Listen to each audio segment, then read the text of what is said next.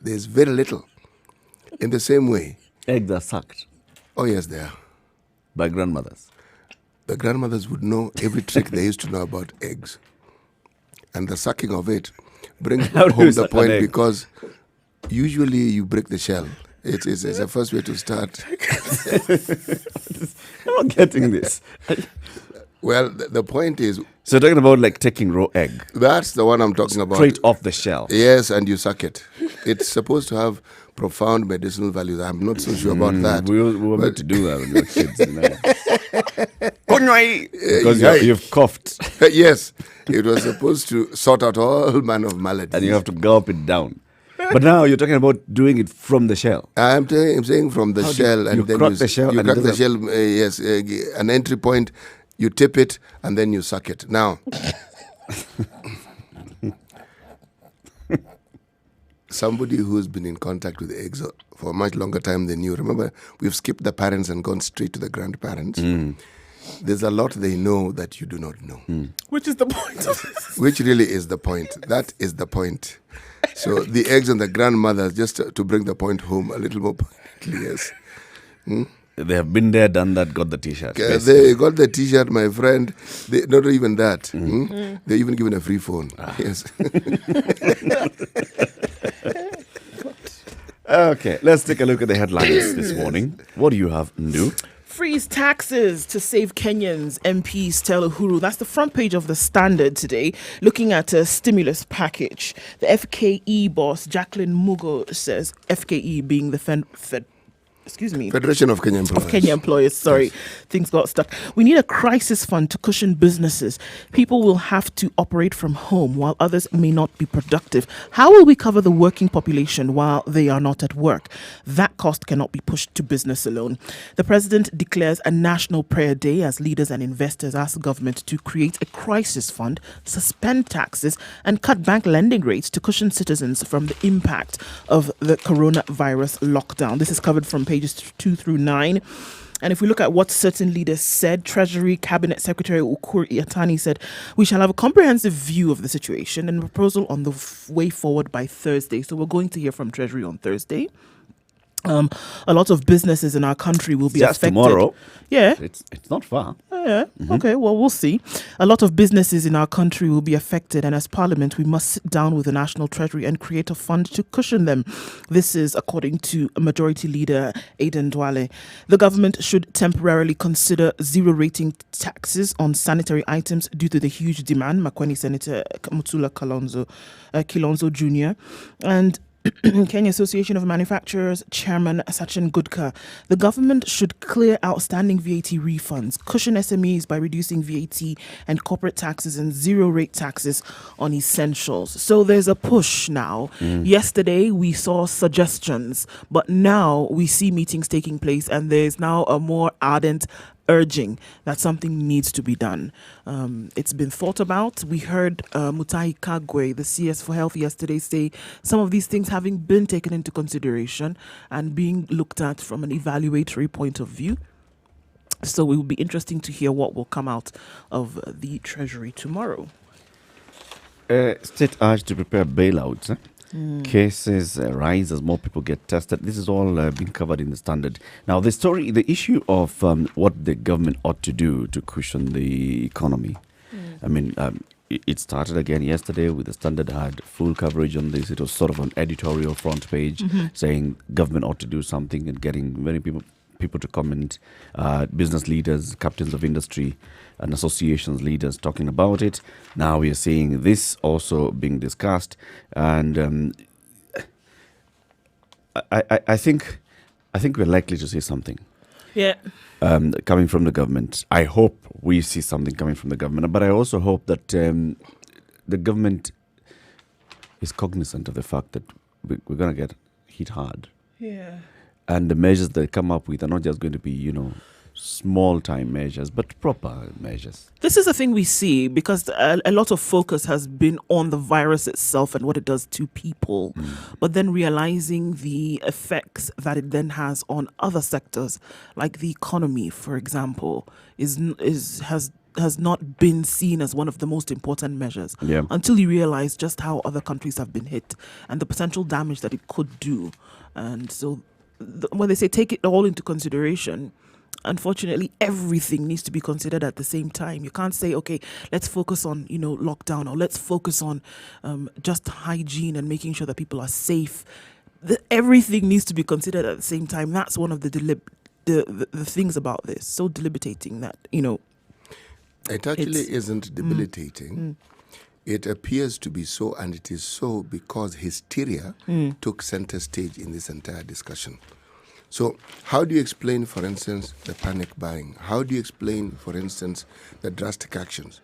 It is because of the spread, the multiply effect of it. But ask, for instance, when someone exhibits the symptoms, there are other conditions that will provide you with similar symptoms. How do you tell the difference? When you have those symptoms, do you go to be tested? Do you self-quarantine? What do you do? Simple things. I am feeling a fever. What do? I have a runny nose. I'm feeling aches and pains. Remember, yes, these are symptoms that if you're talking about Kenya, we are accustomed to. We cough, we feel aches and pains, we get fevers. There's nothing you're saying here that people are unfamiliar with. I mean, like the lady who said yesterday, if you go to a certain part of the country and you're talking about fever, people feel this all the time because malaria is prevalent in that area. So now you're talking about coronavirus. There are other things that they normally suffer from. That's it. So at what point? You're not being told about where you can go and get tested should this happen. You are not being told about what the test. You're being told self-quarantine for 7 days, 14 days, a month. You're not being told why it is necessary for that period of time, because there is a reason why. And the reason is because there's an incubation period that would enable, those 7 days would enable those who are testing you to determine whether it was indeed the coronavirus or whether it was something else. These discussions have not taken center stage. So what you deal with is the hysteria. You hear a piece of information, you immediately attach it to hysteria. And so the information aspect of it goes out of the window completely. This is the unfortunate thing. And even with the panic buying that we have seen, you find people buying things that they actually don't understand the idea behind it. Like the whole tissue paper buying here in Nairobi and around. People actually didn't know why they were buying tissue, but people bought it because they saw it being going out of stock in other countries. You see? And not having made the relation from one to the other. From other people's experience, it's running out. Yeah. So let me buy. Cultivation theory. And to understand cultivation theory, all right, look at America. Cultivation here being what you have been fed, what your mind has continuously been subjected to, fed to, now bringing back to you a certain reality that perhaps may have no connection to what you're doing. The buying of guns. If you look at what Hollywood has brought out in terms of contagions and in terms of the sort of attacks that may come from outer space, and this one is actually internal space. People are afraid. If food runs out, people would get wild. Where do they get these ideas from? The ideas are from movies. And what happens? Cultivation theory. Now you have a situation where people are buying guns to protect themselves in case food runs out, in case people now become wild, and in case people start attacking you because you have food. Think of that. You think this one of ours is illogical? Look at that. It's a reality. People are responding to it. And because of the long queues that people have seen, and many people are buying guns, have never bought guns in their entire life. They've never owned guns. So now, someone has a fever. What do? Must the fever be persistent if they are coughing? Now, these are the messages that one could send. So you are clear. I've been coughing for 2 days, and I feel feverish. Yes. Where do I go? You go here. This is what you do. Call this number. Yes. It works. Yes. These are simple messages. The confusion is because there's all this information and there's a lot of it, and you don't know which one to act upon. This is why I was saying that the messaging has to be very clear, and it needs to be 3 to 5 things, because the human mind is not able to be genius, call yourself whatever. The human mind is not able to pick up and memorize more than 5 things at one time, and they need to be short, they need to be clear, they need to be concise. It can. No. In terms of a messaging for something that you need to remember in terms of a crisis. So crisis communication means that the messaging needs to be at most 5 pieces of information, and that's why you saw again, like with HIV, they kept it to 3. And with other crises that we've seen around the world, the maximum has been 5. So beyond 5 in a crisis situation, it becomes too much information and people are not able to decipher within which is more important than the other. So that's the recommended. The information that we need now is what do I need? What do I need to know? It needs to be broken down. What do absolutely. I need to know? What do I need to do? Right? So I need to know this is what the coronavirus is all about. And then what do I do? Like you're saying, exhibit this symptom, this and the other. These are the steps to take. If you have not exhibited these symptoms, this is what you need to do. That whole thing of don't wash your hands, social distancing, sneezing into your elbow, ensuring personal hygiene. It's important information that needs to be carefully and clearly communicated constantly and continuously. Now, absolutely, it still hasn't started coming from the government side, right? This is the proper information. This is the harmonized information. It needs to come from one source, like you were saying yesterday. One source needs to be clear, needs to be concise. There's certain points that need to be agreed upon so that people are not asking questions beyond that, especially when you have this whereby some people don't present with any symptoms. We've had cases where people don't feel any kind of malady at all. But then they found to be positive. That's why the testing is important. It's necessary. Because you don't have to feel unwell. I keep likening it to the HIV pandemic that we had. Most people, forgive me, were actually very well as far as they were concerned. There was no sign of being unwell. The so-called conditions, opportunistic disease, they were fine. But when they tested positive. We've had a case of one very famous person, Idris Alba. Is it Alba Idris? Okay. He himself has said very categorically that he tested positive for the coronavirus, but he actually feels well. He feels fine. Absolutely none of those symptoms that Zero. People are talking about. Yes, exactly. The only thing that made him go and test is because somebody that he had associated with had tested positive. Yes. Come into close contact with had tested positive. His wife is not positive. Yes. Interesting. In the US, it's the complete opposite. It's the wives who seem to be testing positives, high-ranking officials, and the men keep testing negative. They're not sleeping in their house. Selective reporting. Where are people sleeping? Where There's no contact. The question. You don't even... Okay.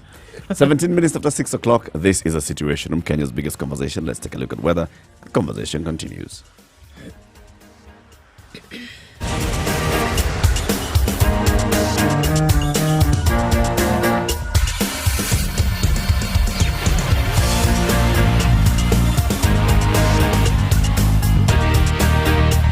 Mostly cloudy conditions in Nairobi today at 18 degrees. The chance of rain is quite high today, highs of 23 and lows of 16. It's cloudy in Nyeri at 16 degrees. Thunderstorms expected for most parts of the day, highs of 23. In Nakuru this morning at 16 degrees, it's mostly cloudy and rain will set in the early parts of the afternoon with highs of 25. And in Eldoret at 14 degrees, it's mostly cloudy, rain showers expected later with highs of 26. In Kisumu, it's mostly cloudy this morning. It'll give way to rain in the afternoon with highs of 28 and lows of 19. 28 degrees in Malindi and very cloudy, overcast completely. Highs of 32 with a chance of rain later on. In Mombasa, 27 degrees. It's cloudy as well. Rain expected later with highs of 32 and lows of 26. In Kampala, it's raining already at 21 degrees. Thunderstorms to follow with highs of 26 and lows of 21. It's 26 degrees in Dar es Salaam and cloudy. Thunderstorms expected with highs of 31 and lows of 25. Down south, it's a foggy morning in Johannesburg at 14 degrees. Partly cloudy conditions to come through with highs of 21 and lows of 13. In Lagos at 28 degrees. It's partly cloudy this morning. The heavens will open up later with rain at highs of 34 and lows of 27. Looking over into London at 11 degrees, it's cloudy skies through the day, highs of 14 and lows of 7. In New York at 9 degrees this morning, it's partly cloudy, highs of 12 and lows of 4.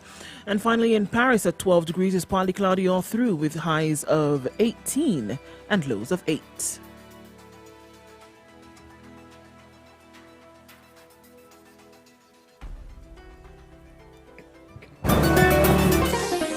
Chilled Spice.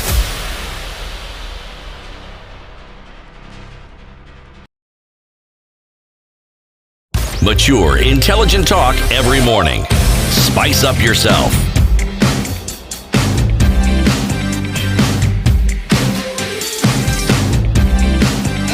Mornings. This is a Situation Room, Kenya's biggest conversation. In the room, we have CT Muga Nduoko and I am Eric Lati. If you're taking a look at what's been covered in their papers this morning, page 3 of the Standard, companies are turning to e-commerce to attract customers who are locked at home. So remember now, the government has urged companies to allow people to work from home, and has also told the government workers that unless you're essential services, you may operate from home. So, of course, very many people are not going into town and accessing these places. So many companies are turning into e-platforms and saying, now, this is how we can do this. Taskis is one of them. It announced a deal yesterday with a company and said, this is how you can reach us. We can deliver all that you need from your home.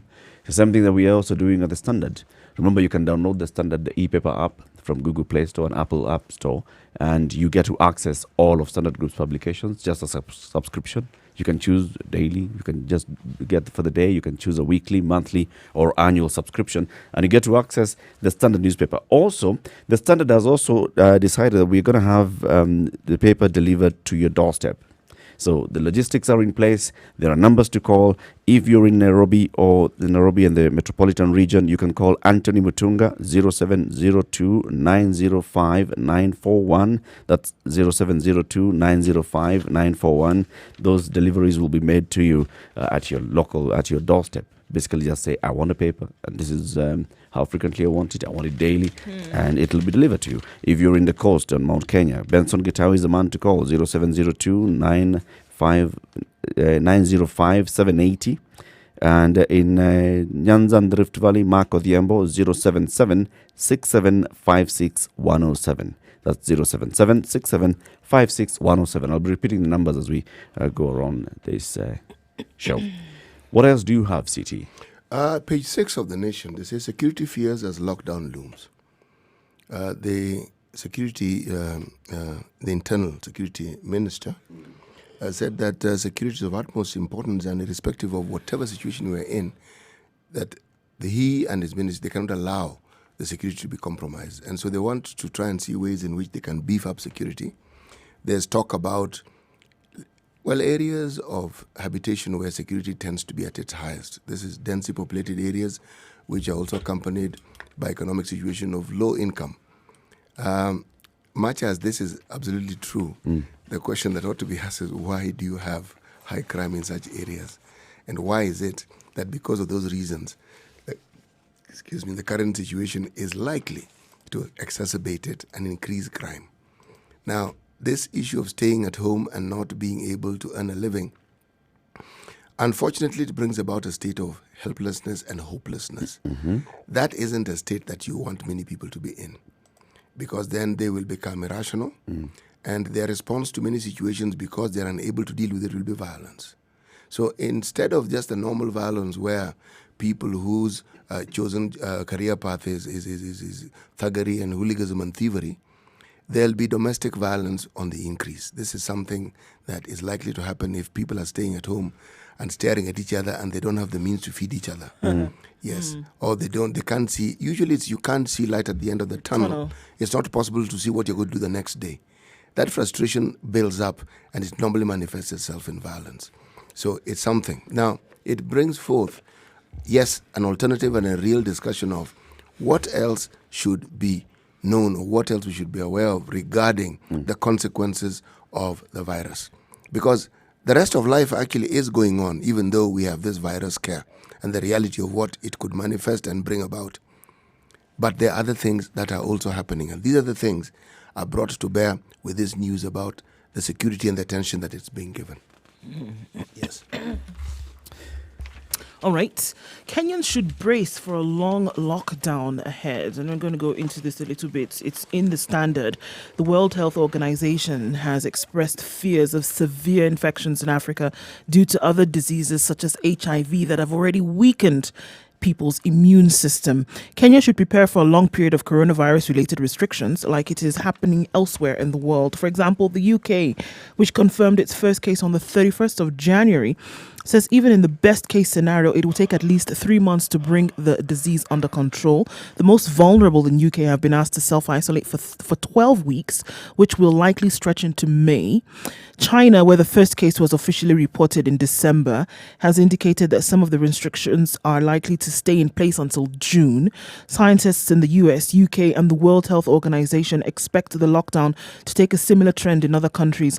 In Kenya, the first case was confirmed last week. Various restrictions, such as travel arrangements, working at home, and closing of learning institutions were announced. Of course, others have been placed by individual governors in their respective counties.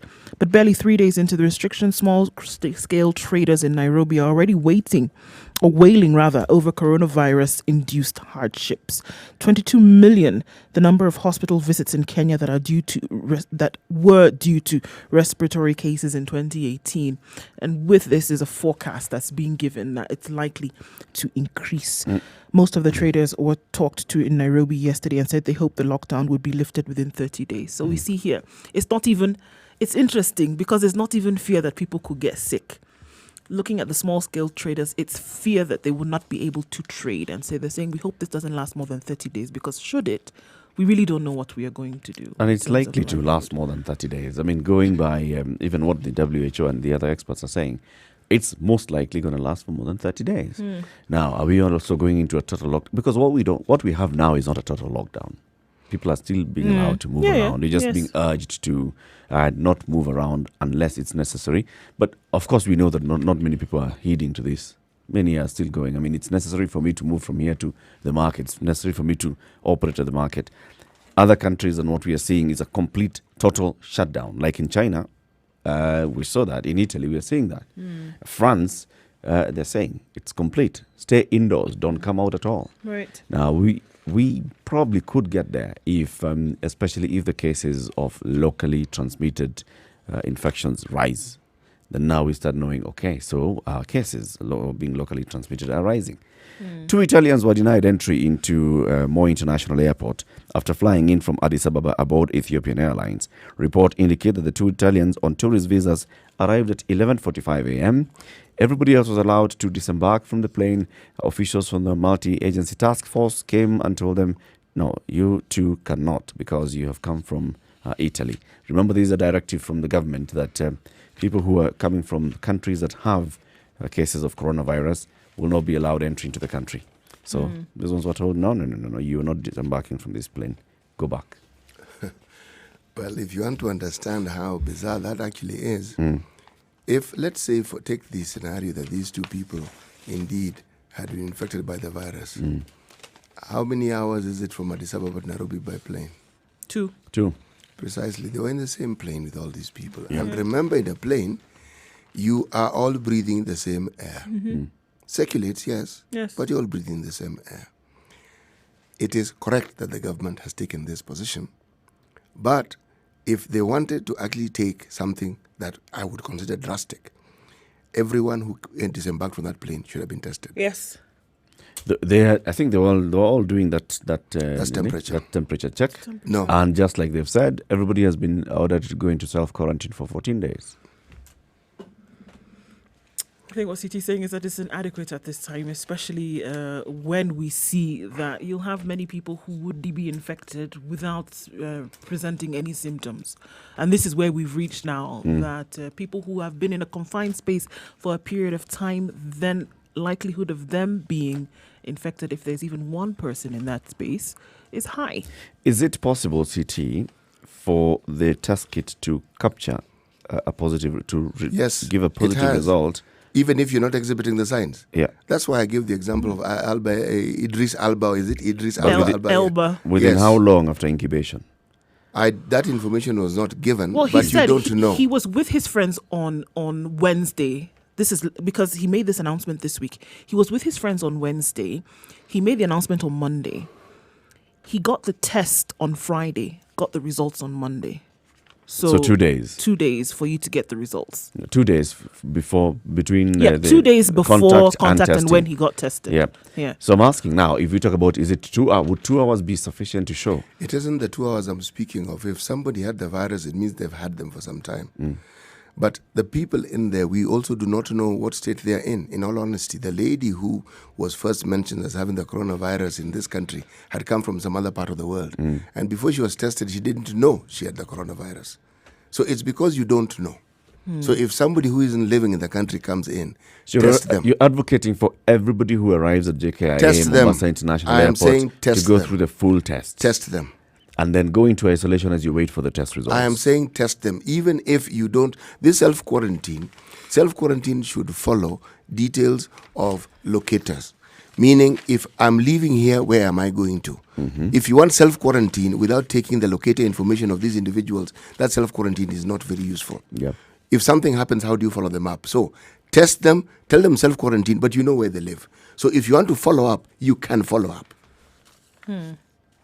Necessary. Unfortunately, we're dealt with a situation globally whereby the demand now for test kits far outweighs the supply. They're trying to continue manufacture as much as can, but we heard out of the US, for example, that the personal protective equipment for health workers, they only had around the country 12,400. And one of the experts or specialists working out of the University of Alabama, she said that, they're going through this stuff very quickly. And you can imagine if the projection will be that 1 million people could be infected. And at that point, they only had 12,400 of these kits. Yeah. So even the protective equipment, not to talk of the test kits themselves, the demand far outweighs the supply. And that's another issue that now, medical staff and services having to deal with. I want to ask that question. Why is it so?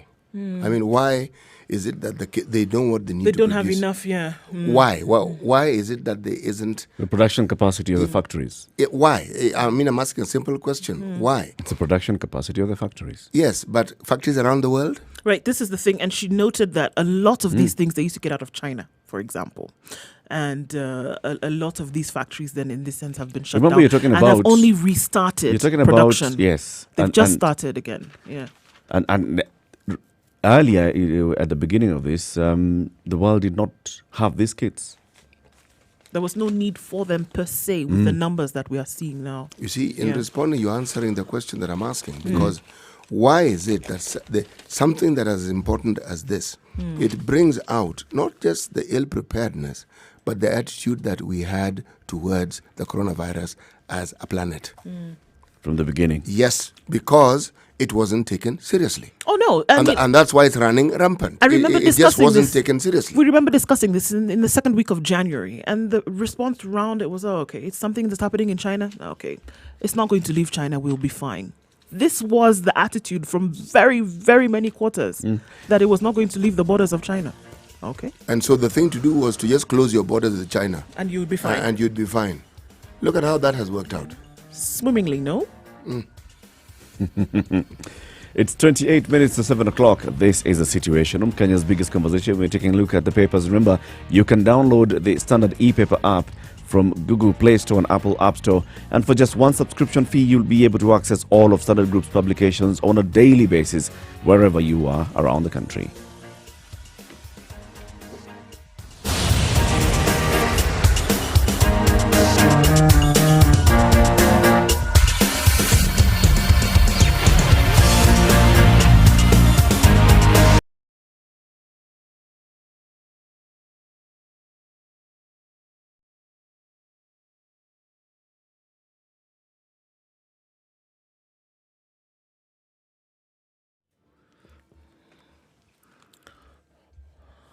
Wonders shall never cease this morning. Mombasa Road, it took 10 minutes from Kitengela to the city centre. Absolutely no traffic on Mombasa Road this morning. The stay home challenge is what could be the solution to traffic and carbon emissions in the future, is what we're being told. Looking at Westlands, we still do have quite some traffic outbound on Wayaki Way. Quite a number of people moving out of the city still. We have that situation on Thika Road as well. Inbound to the city, not a problem whatsoever. Outbound, however, snaking along slowly, going towards Thika. The Eastern Bypass, Utawala, no problem at all there, trying to get onto Thika Road or off of Mombasa Road, as it were. So really no problems this morning as we see them. We'll see what it looks like in a short while, but for now, guys, if you want to experience what it's like to have no traffic in the city, do let us know. KFS tells us that the 5 ferries are still up, and there have been hand washing stations that have been erected along the lines of the ferry from yesterday. So that's some good news. So you get on and off the ferry, you can wash your hands. Spice FM KE, let us know what's going on in your neck of the woods, and we'll spread the word.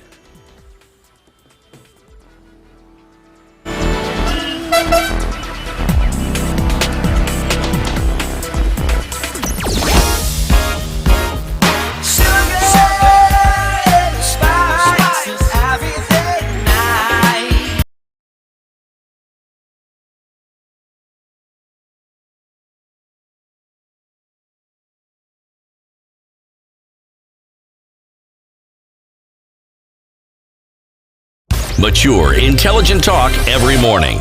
Spice up yourself.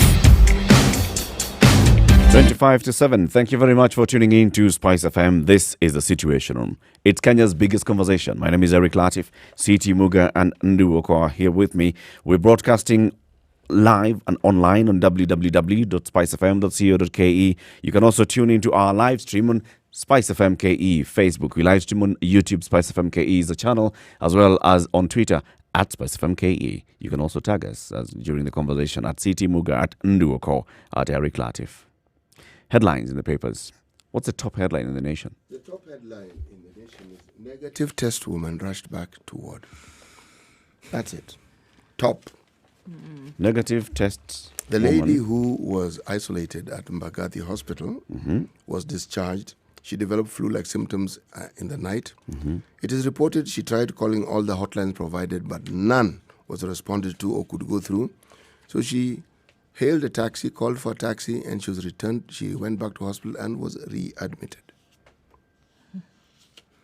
All right. So to undergo a new series of tests. Well, to determine whether the condition had, remember, the flu-like symptoms. Okay. The question now has to be asked. So, at what point should somebody be alarmed? Because we exhibit these symptoms all the time. Some of them say, I have a cold, I have a mild cold, I have a cough. Weather changes, we have all the symptoms. But because she had been admitted and she had apparently been tested and found positive. And she had been admitted for a reason. It's because she had been in contact with somebody who has tested positive. Yes. And she had been quarantined and she was told, you're okay, go home. The tests have come back? Yes. Negative. And she wasn't feeling bad. Right. So she goes home, symptoms come back, she says, no, let me go and determine whether I am okay or not. Correct step to take if you ask me. Yep. Right. Yes. To err on the side of caution. She's done the right thing. Yep. But a little more information is important here. It really is important. And this is where experts help to dispel these things because they will explain it to you. If it's not explained, then you will assume that the COVID-19 is just another case of influenza. And it isn't. Yep. Okay?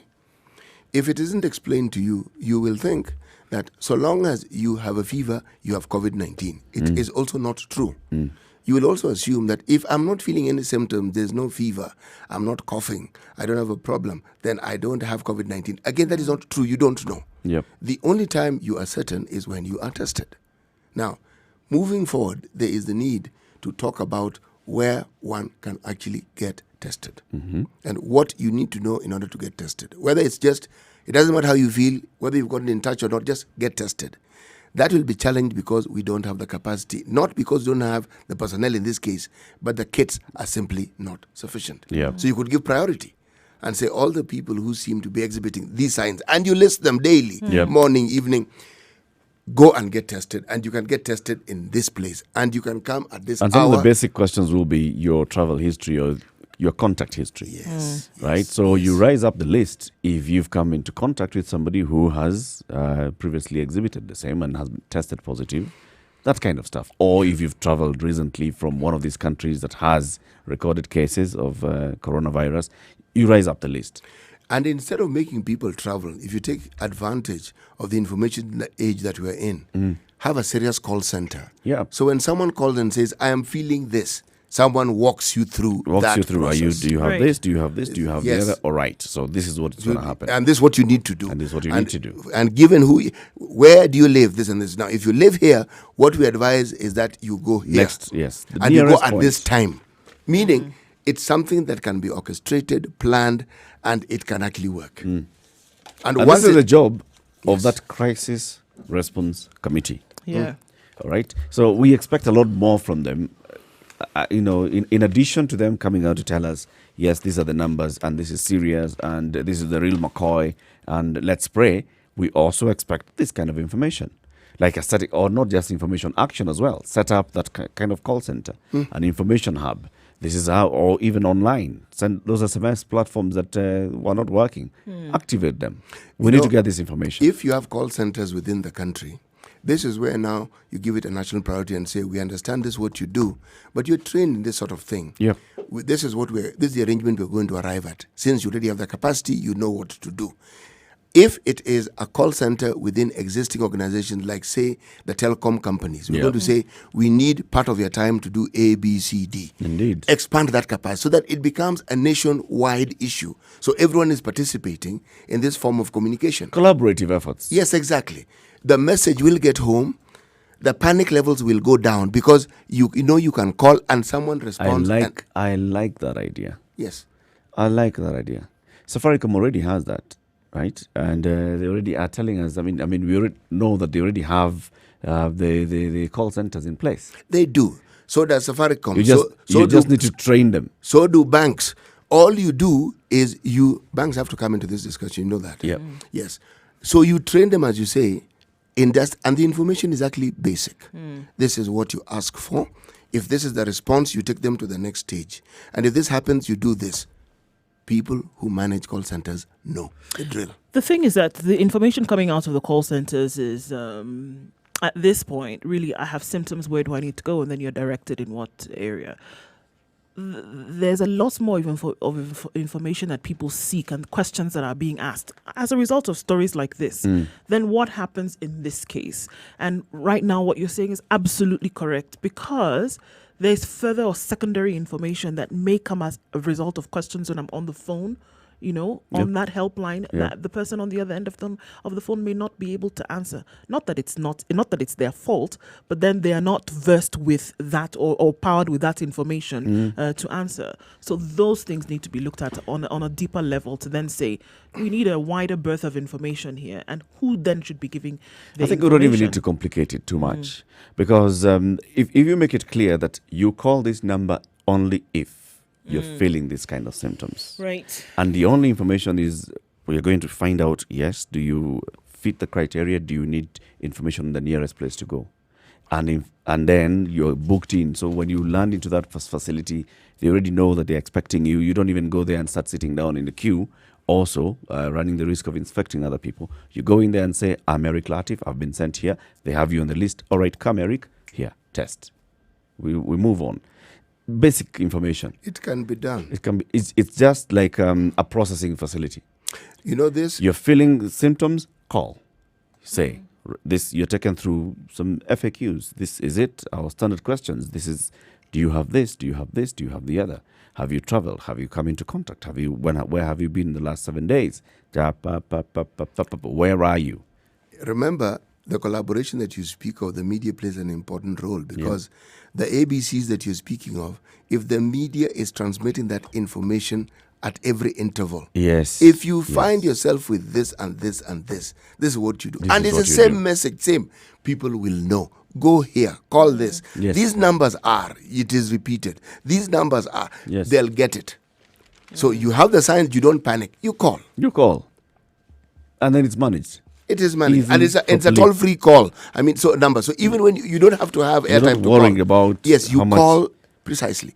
Now, if you attack or if you approach this particular, in this organized way, not only will panic levels go down, people will feel encouraged, then they'll know something is being done about it. Yes. So the aspect of the spread in the minds of anybody who's in this country, they'll know this thing is actually being managed. I don't have to panic.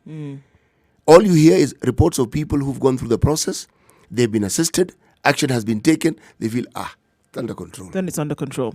It's under control. Right now, it's because there's a feeling that it isn't under control. But CT, that's a very good idea. We need to transmit this to the committee. We may assume that, it's obvious, but, it wasn't obvious to us before we sat here until we started having this conversation. Yes. And to have this information actually passed on to them. What do people need? People need to know this. They need to know. Yeah. The media can do this. And we can help. The Ministry of Health, we can help Kenya Medical Association and all these people who are working with it, because you can even take it further. What if there are private labs around the country who feel they have the capacity to test? What do they do? Do they collaborate with the government? If they can, how do they collaborate with the government? I mean, it's a collab, isn't it? Yes, it is. Okay, or if you have a lab, how do you raise your level? How do you raise the standards to the point where you can actually test for this? So that every facility that you have in the country, every capacity is used to its fullest. Because every part of this country, proper facility. Yes, every part of this country has some health facility somewhere. So what role do they play? Because it can't be that everybody has the capacity of Cambridge to test. But what can they do? That which they can do, allow them to do it. Indeed. Remember, you can download the Standard e-paper app. Once again, I keep repeating this because people are now on some partial lockdown. Not many people are able to leave their homes or go to access public places. If you'd like a copy of the newspaper, you can still access the Standard newspaper online on your mobile phone. Download the Standard e-paper app from Google Play Store and Apple App Store. Just one subscription fee and you get to access all of Standard Group's publications. That is the Standard. If you'd like the Mount Kenya Star, if you like all the other publications, you get to access them. Also, if you'd like the physical hard copy of the paper, it can be delivered to your doorstep. If you're in Nairobi and its environs, you can only call Anthony Mutunga 0702 905 941. That's 0702 905 941. If you're in the Mount Kenya region on the coast, call Benson Getao 0702 905 780. That's 0702 905 780. Rift Valley and the Nyanza region, Mark Othiambo is the man to call. For delivery within that region, 0776 756 107. That's 0776 756 107. Get your copy of the bold and factual news from the Standard newspaper from wherever you are across the country. Good morning. It's 14 minutes to 7 o'clock.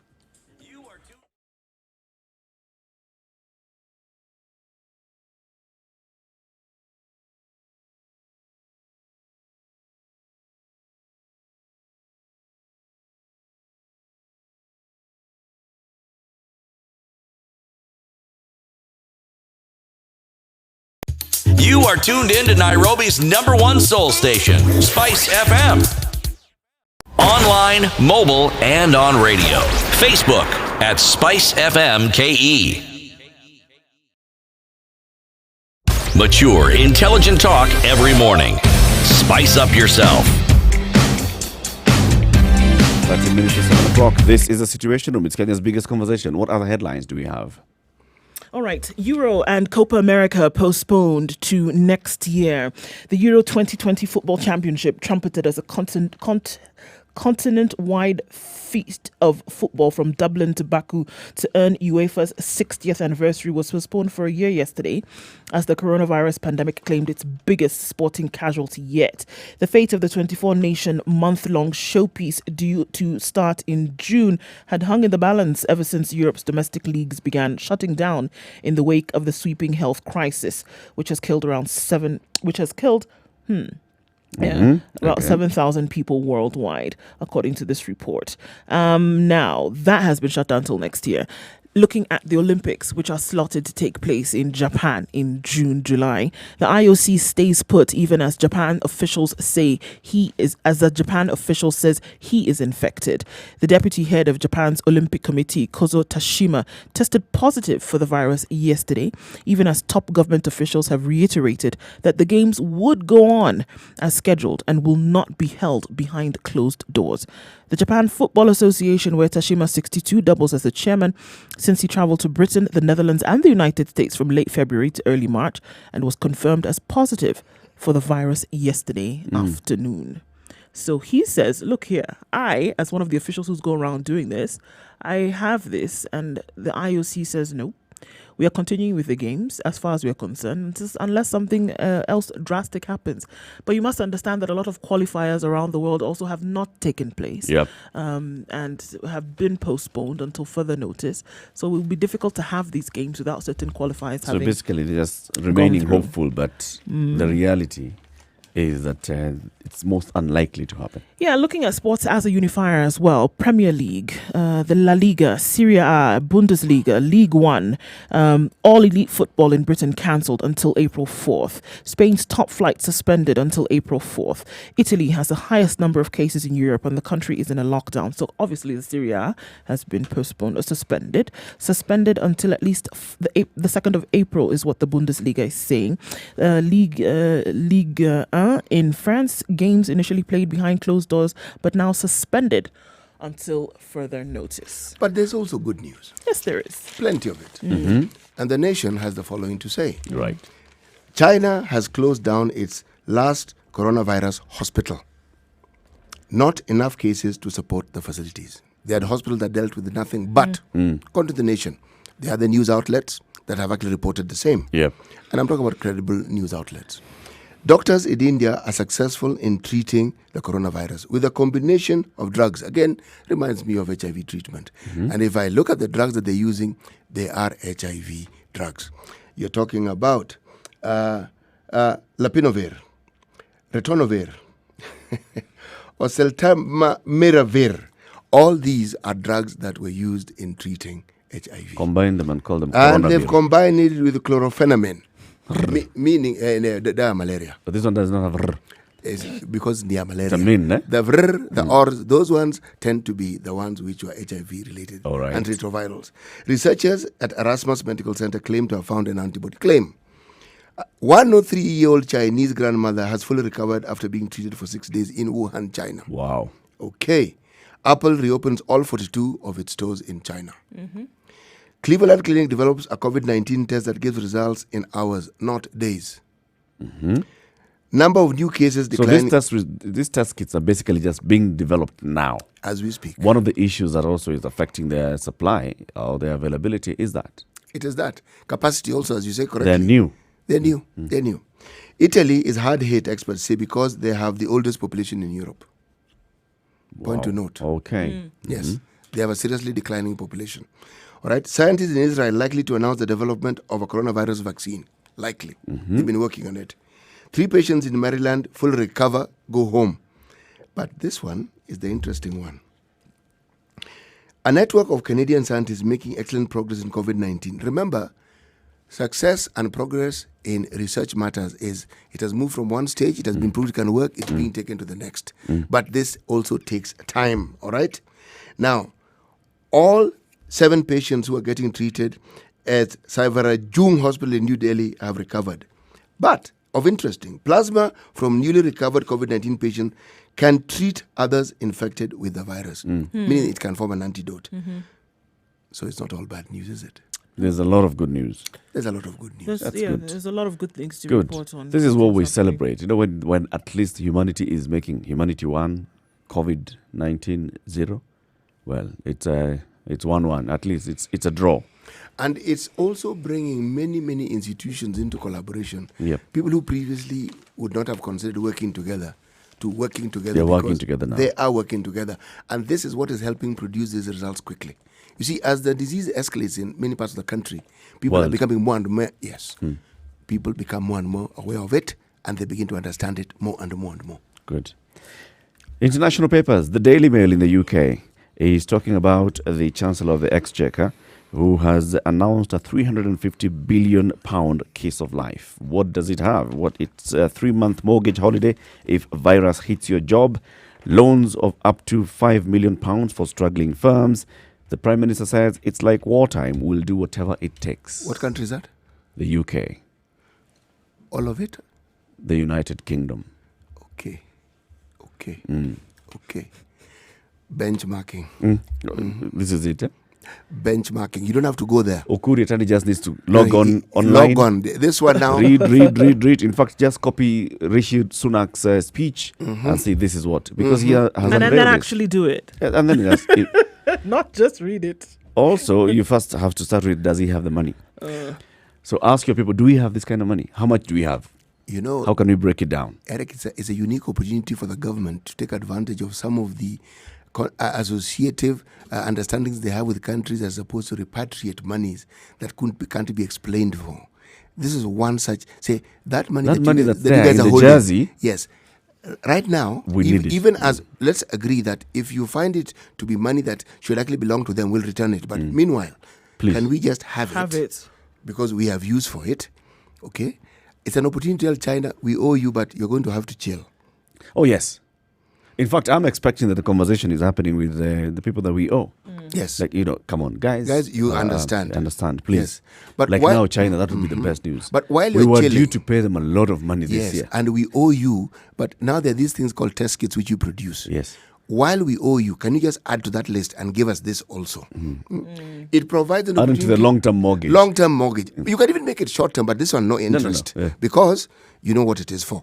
It's an opportunity for some very interesting discussions that previously we couldn't have. Yeah. Even World Bank. But however, The Guardian is talking about the Chancellor's spending vow has been met with criticism for neglect of the low paid. Less than a week after pledging the 12 billion in his budget to soften the impact of the COVID-19 pandemic, Rishi Sunak admitted that the measures were insufficient to tackle the savage blow to growth and stressed that he would do whatever it takes to see the UK through the crisis. Of course, he's also been criticized that all these measures are talking about businesses can borrow this much, all right.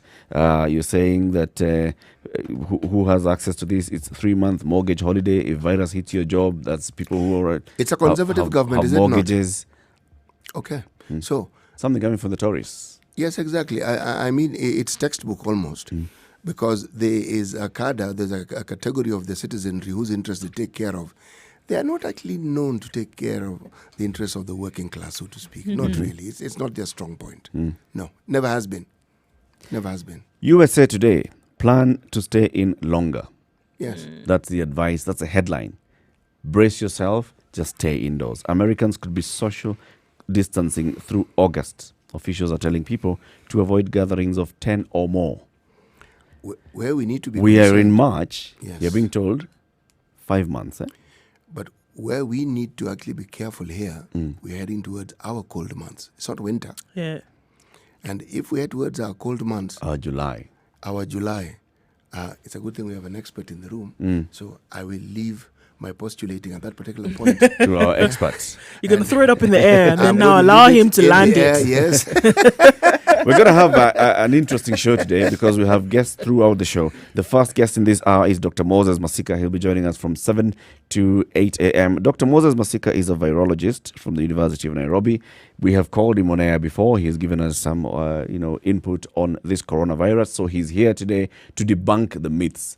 There's a lot of misinformation that's spreading around, and we were talking about this the day before yesterday. And Nduoko raised it and said it's important that we give people the correct information, and that's why we have an expert here who will come and tell us what's a virus, how do you cure a virus, and so on and so forth. Daktari, karibu sana. Thank you very much for joining us. Thank you for having me, Latif. Now, before we go into the show, there's something that Siti Muga usually does. He gives us words of wisdom. Goes around the continent of Africa, picks a proverb, and then he understands it and comes and tells us what it is. So today's proverb, Siti Muga. You cannot teach a forest path to an old gorilla. Does he already know it? By virtue of being, it's a good question, being an old gorilla, and by virtue of the fact that that's where they live, it's very unlikely that they don't know the paths. What if it's new to the forest? Usually there is nothing like a new forest to a gorilla unless you relocate it from... Unless you take it to a zoo and then bring it back after 5 years. Or you take it to the Ruwenzori from the DRC. I think no, it wouldn't. Ruwenzori is the same range. If you take it to the Amazon, then you'd have a bit of a problem. No. Yes. Ruwenzori is the same range. Same range. Same range. You look at the trees and say, same I range. know these ones. This is just like home. Actually, I know this. And it's his relatives that will be next door anyway. So it's not as though he'll just have taken a sabbatical to visit his relatives. All right, so let's go into this. Good morning. It's 7 o'clock. This is the Situation Room.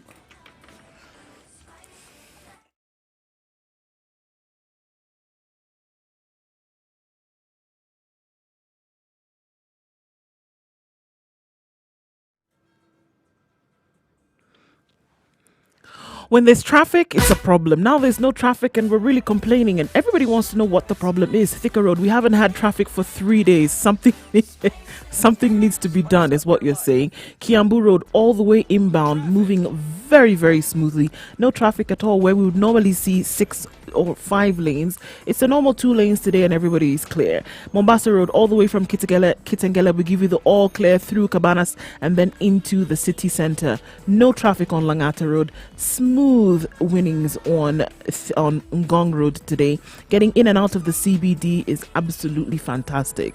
This is one place where it's actually very positive. If it does change, let us know. Spice of MKE, we know there's a bit of a hold up around Westlands and on Thika Road outbound still this morning, but let us know if something major goes on and we'll be able to share that. Spice of MKE 0719 012 600.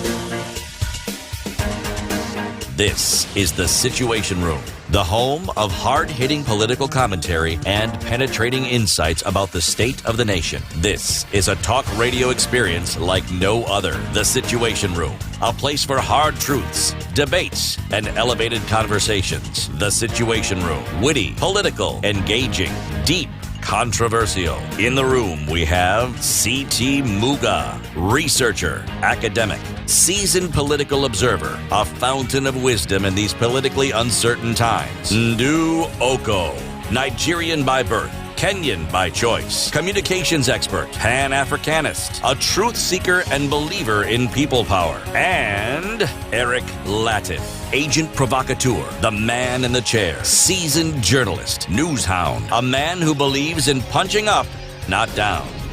This is the Situation. It's also Kenya's biggest conversation. Thank you very much for choosing the Situation Room right here on Spice FM. We are in Nairobi. We are in Mombasa, Kisumu, Nakuru, Eldoret, Nyeri, Malindi. We broadcast worldwide via live streams, www.spicefm.co.ke.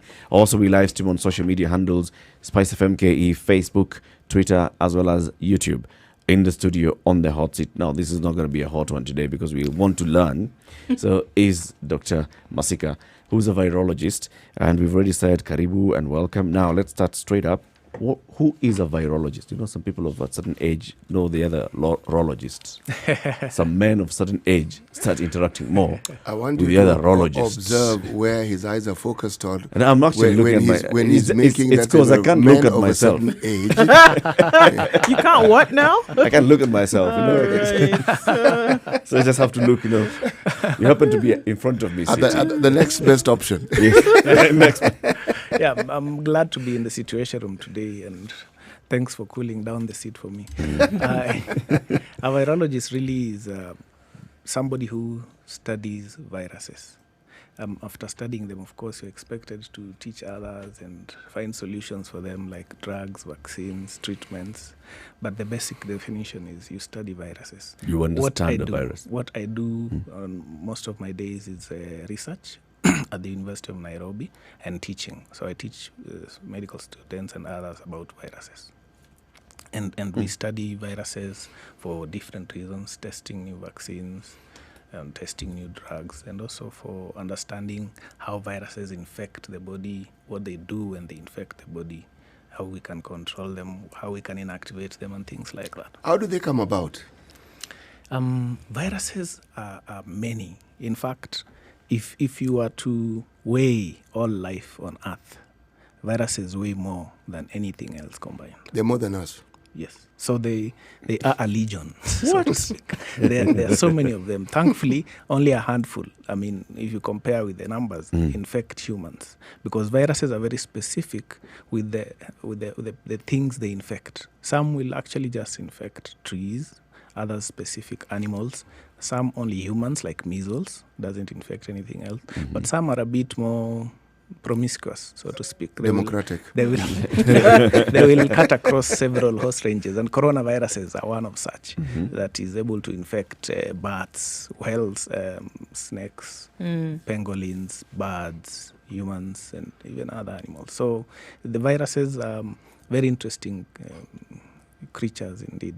So this coronavirus, and you said the coronaviruses, how many are they, and what is corona? Coronaviruses is a family. There are about 40 of them, and in this 40 we know there are about 4 that have been causing common colds, a quarter of common colds. We call them human coronaviruses. And there are 3 others that have emerged in the last 20 years, including this one, that now have crossed over from bats through other species to animals. And remember, you may recall in the early 2000s we had SARS. This is now called SARS version 2. Because they are very closely related. In 2012, we had MERS, which is Middle East Respiratory Syndrome coronavirus. So these 7 viruses are the ones that have been shown to infect humans. The other 30-something infect other mammals and animals. They haven't crossed over yet. Yeah, and that's a very good something to note, because viruses are capable of crossing or jumping species after mutations. And that is what happened with the current this current COVID-19, and that happens because of our interactions with animals. So when you get exposed, the virus initial infection could abort because this is a new species. But with re-exposures and constant mutations that viruses undergo, you eventually get a strain that is capable of infecting humans. And what they do is, by changing the surface, the corona thing has the spikes that make it look like a crown. Yeah. Those spikes are like keys. They're the keys that it uses to enter your cells. And for different viruses, those keys are very specific to different cells. And if sometimes that is changed through mutations, and by chance it's able to attach to new cells, that could now cause something like we're seeing today. Yes. Okay. We know that, from what we've seen, you talked about the human cold, the common cold that we see, the flu, etc. Present symptoms. Now, in this case with corona, we've seen that very many cases don't present any symptoms at all, and then people still find themselves to be infected. How then does that work? Where in some cases you would find, others you don't find, same virus? This is very common with viruses, that many times you have what we call subclinical or asymptomatic infections, where somebody is not showing any signs, yet they are infected. It's common with many infections, and especially viruses. Even with common colds, you could have be infected with a common cold virus. If we swab your nose or your throat, we find it, but you're not showing any symptoms. And depends with several things. The strain of the virus that is infected you, how virulent is it, how strong is it, the immune status of that person, the dose of that person, the environment that the infection is occurring. So if you look at how infections present, there are really different things that will determine how each individual deals with them. And for this, we've seen that for most people who get infected with COVID-19, up to 8 in 10 will have mild to moderate disease. That means they may have fever, they may have a cough. Some may have tiredness or exhaustion, feeling of exhaustion. And a few, maybe the rest, the 2 out of 10, may start getting difficulty in breathing. And that's the people who might need hospitalization, oxygen therapy, and things like that. So it is, yes, possible to get people who are symptomatic. And that's actually one of the problems you have to deal with, because you don't know, when somebody is not symptomatic, you don't know how to detect that. Yes. So the one that we've seen now, this coronavirus that's been called COVID-19. Yes. You're saying that the possibility is that it came from animal to human. That's what is being said. Yes. Is there anything that you as virologists are able to see? This is the evidence that this one has jumped from this animal, and this is a particular animal it's come from. Yes. So what we do is, with viruses, you get the genome. The genome is like a fingerprint, and you can see closely. The same way I can analyze your child and see this came from you. You can look at a virus and see the similarity in the genome And what we've seen with the current COVID-19 is that there was very close similarity with a bat strain, but even closer similarity with a pangolin. A pangolin is an interesting-looking animal that looks like an armadillo. It's a very funny shape. But the most interesting thing about it is that it's trafficked across the world a lot, and that causes a lot of opportunity for interacting with humans. So there's about 96% similarity with a pangolin strain of this virus. It could be that a few days from today, we find an even closer match. So this is a developing issue. I remember in 2002, and this I read from history because back then I didn't know exactly what a virus was. The initial blame was laid on some animals called civet cats, but later it was then placed squarely on bats.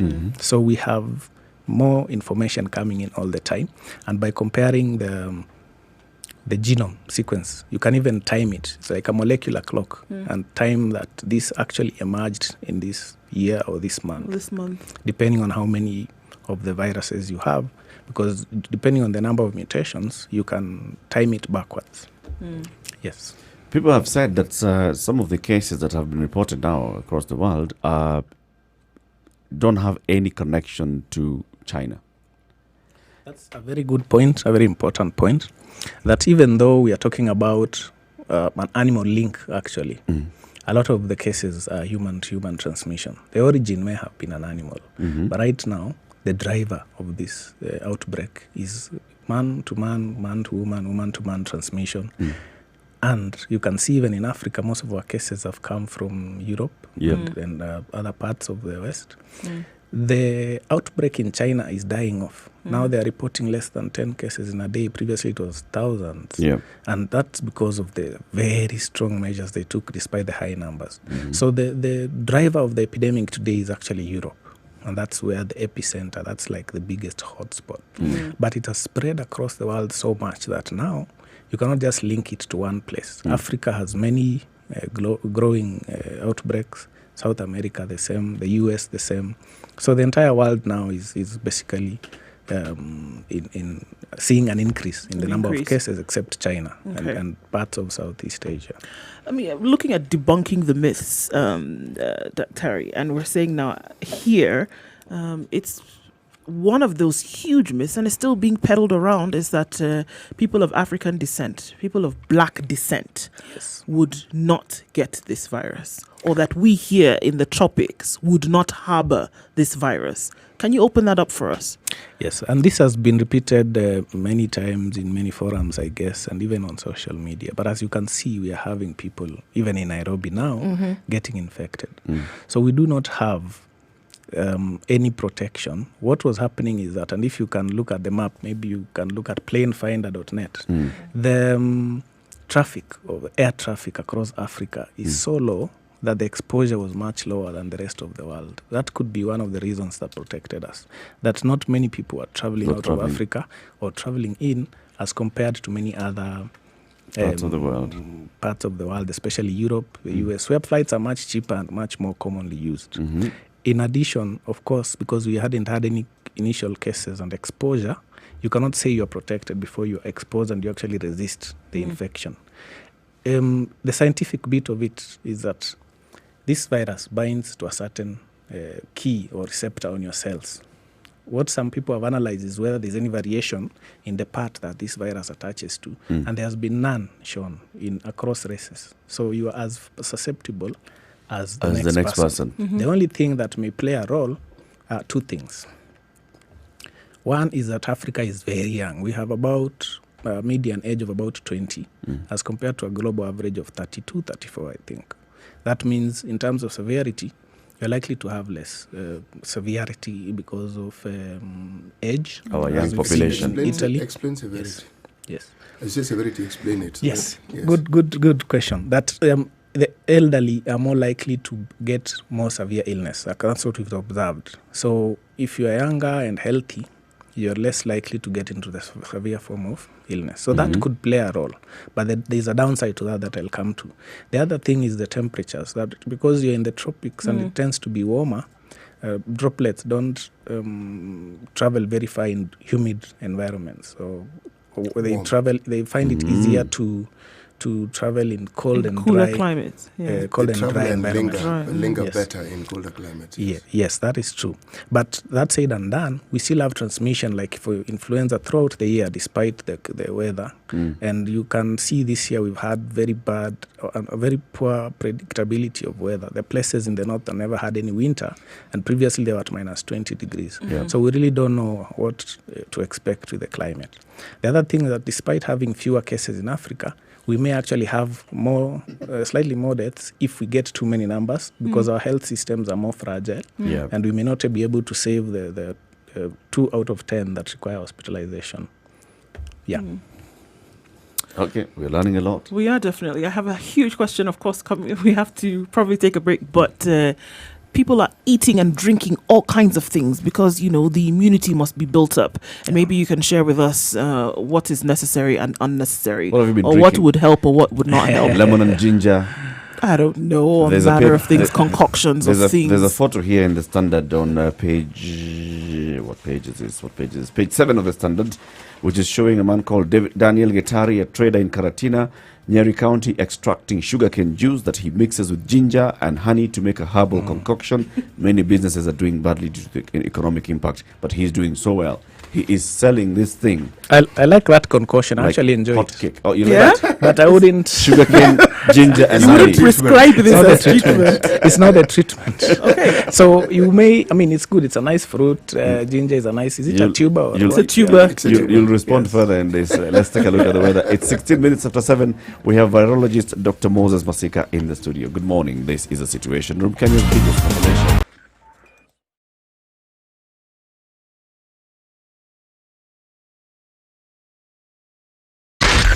Spice FM, Nakuru. It's mostly cloudy in Nairobi at 18 degrees. Rain expected later with highs of 23.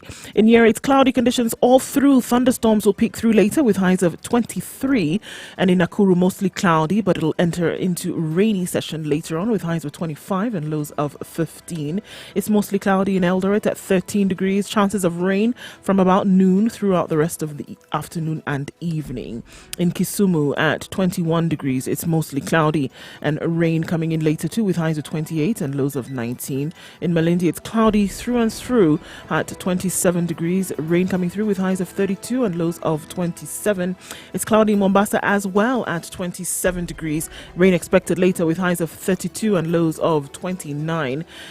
Peeking through in Kampala, where the rain is coming down and going further into thunderstorms, highs of 26 and lows of 20. In Dar es Salaam at 26 degrees, it's mostly cloudy, thunderstorms expected later with highs of 31 and lows of 25. In Joburg, it's foggy this morning at 14 degrees, partly cloudy conditions going through the rest of the day with highs of 21 and lows of 13. And finally in Lagos at 28 degrees, rain expected through most of the day with highs of 34 and lows of 27.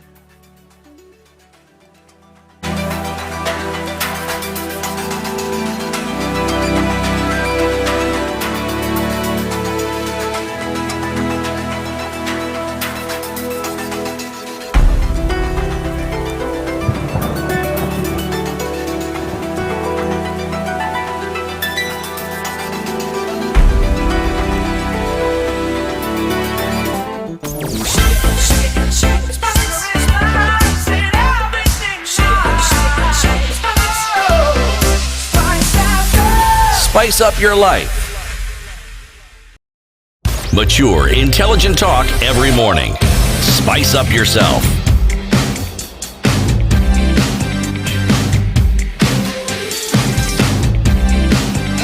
Mornings done right.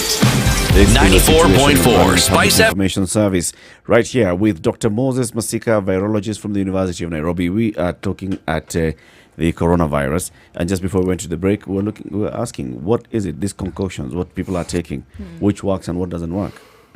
Well, as I was saying, it's good to have fruits. It's good to have, actually, at this point, a very healthy lifestyle, because if you are exercising, if you are taking fruits and vegetables and basically remain active, you help your body to absorb shocks, be they infections or even anxiety from other sources.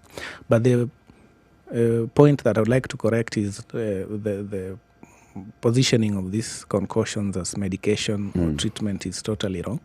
As immunization. Yeah, they do not protect you from the virus. That does not mean because you're taking ginger and lemon, you can't get infected. You can get infected. There's no problem if you take them, but you still need to take the measures that are necessary to protect yourself from infection, because these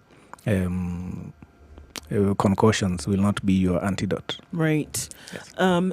We have a lot of washing hands. I think people have not washed their hands the way in which we see it happening now. People are washing their hands easily 20 times a day, hand sanitizer, this, that, the other thing. Yes. Could you explain to us what kind of protection is set up with the washing of hands and the sanitizer that people are going crazy about now? All right. So I think I can start with the sanitizer so that I don't forget. The best way to clean your hands is to wash with water and soap.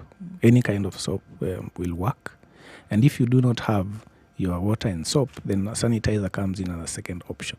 The reason I say that is that many times you may have visible dirt on your hands, or you may have grease on your hands. Then a sanitizer will not work in that instance.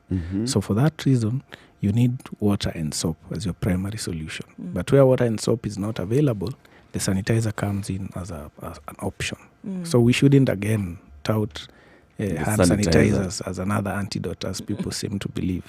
That if you don't have a sanitizer right now, you are dead. That's totally wrong. Now, the reason we encourage people to wash their hands and also wash our hands is because of the transmission paths for this virus. The main transmission route is that if I'm infected with COVID-19 and I cough or sneeze, those droplets could land on somebody's eyes or nose or mouth.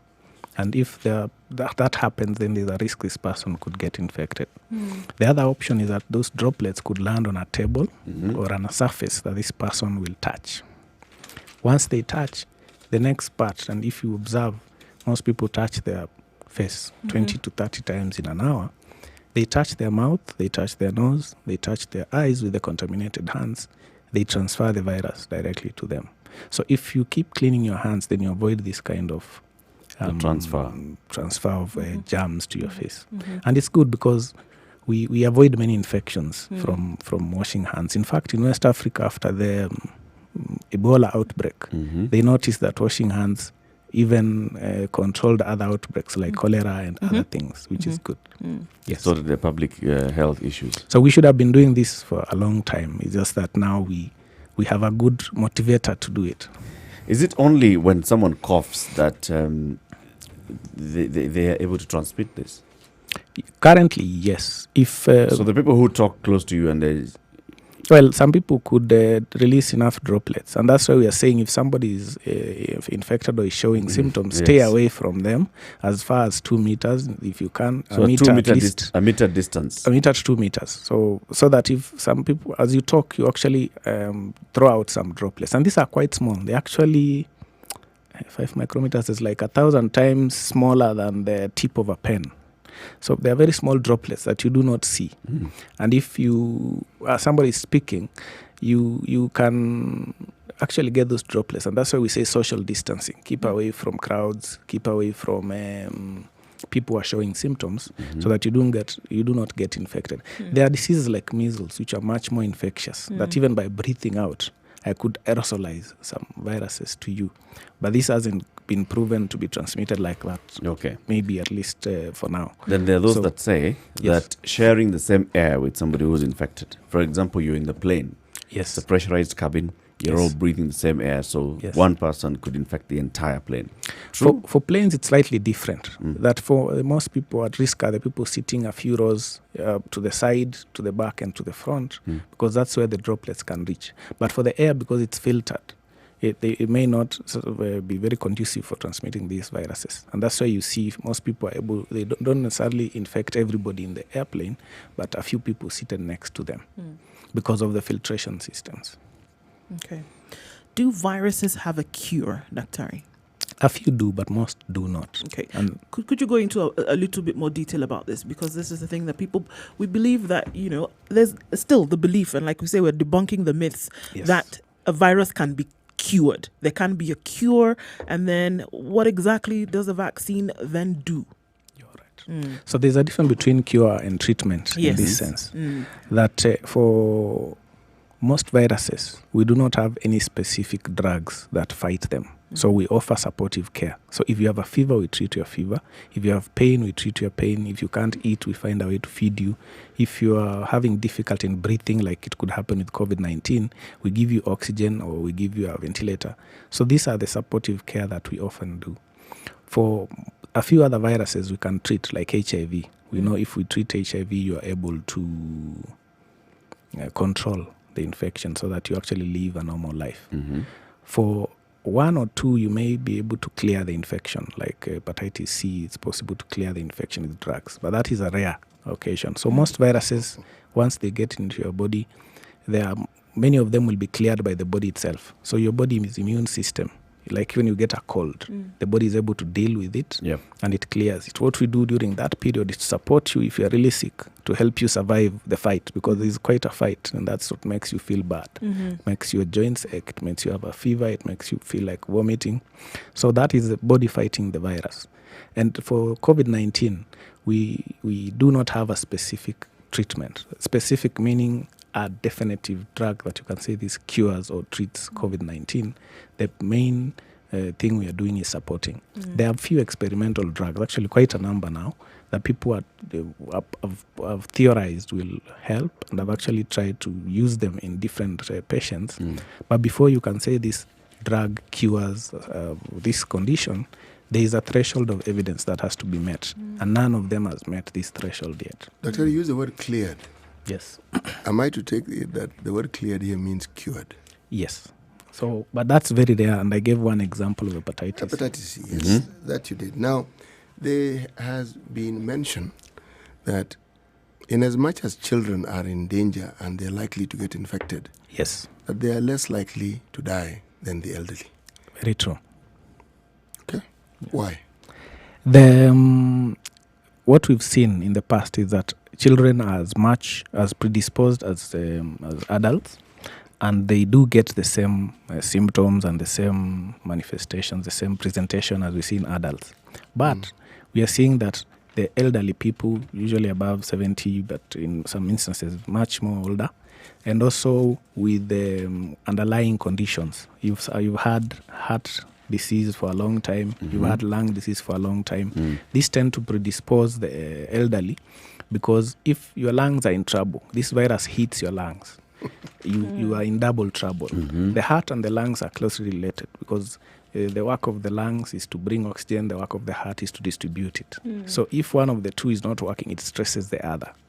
And that means that for people with these chronic conditions, they're at a greater risk of getting severe disease. And we've seen most deaths in people who are much older as compared to people who are much younger. That doesn't mean that children are not to be protected again.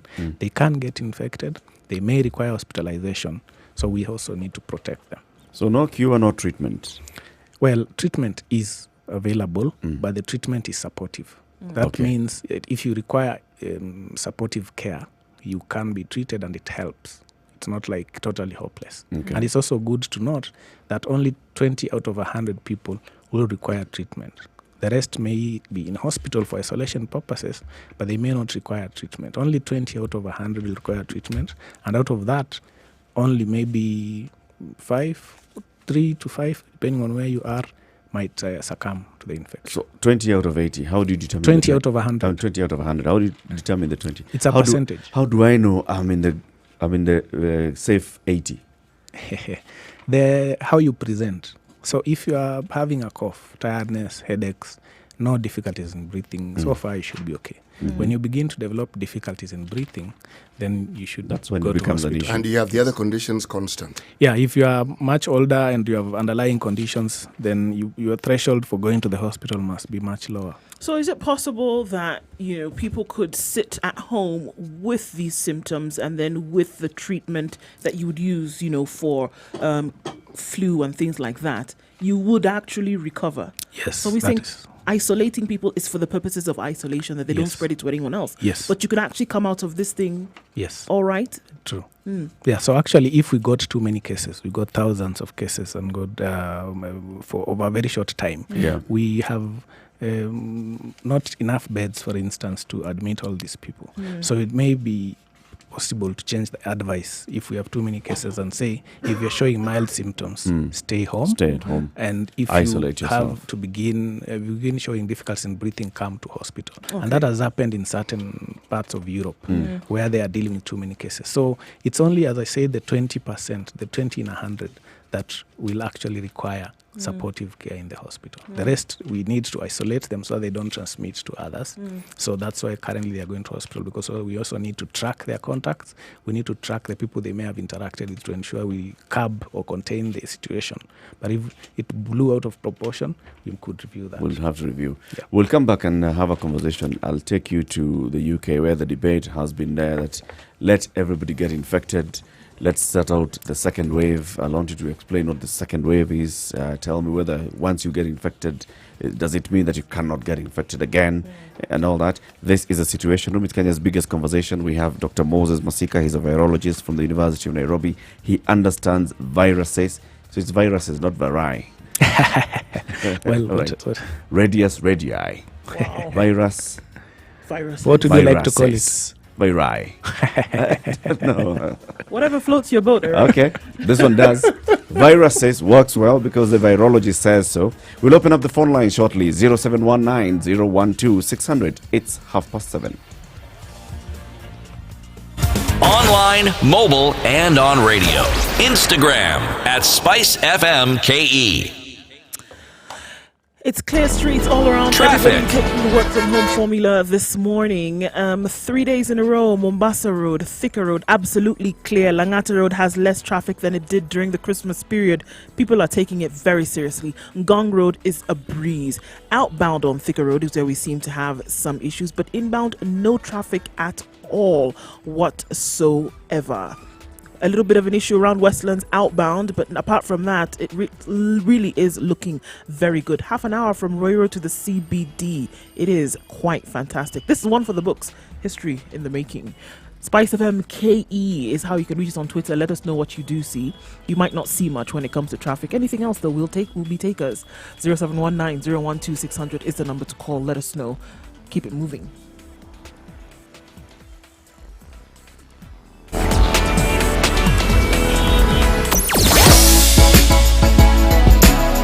Spice and everything nice. Spice FM. Spice up your life. Mature, intelligent talk every morning. Spice up yourself.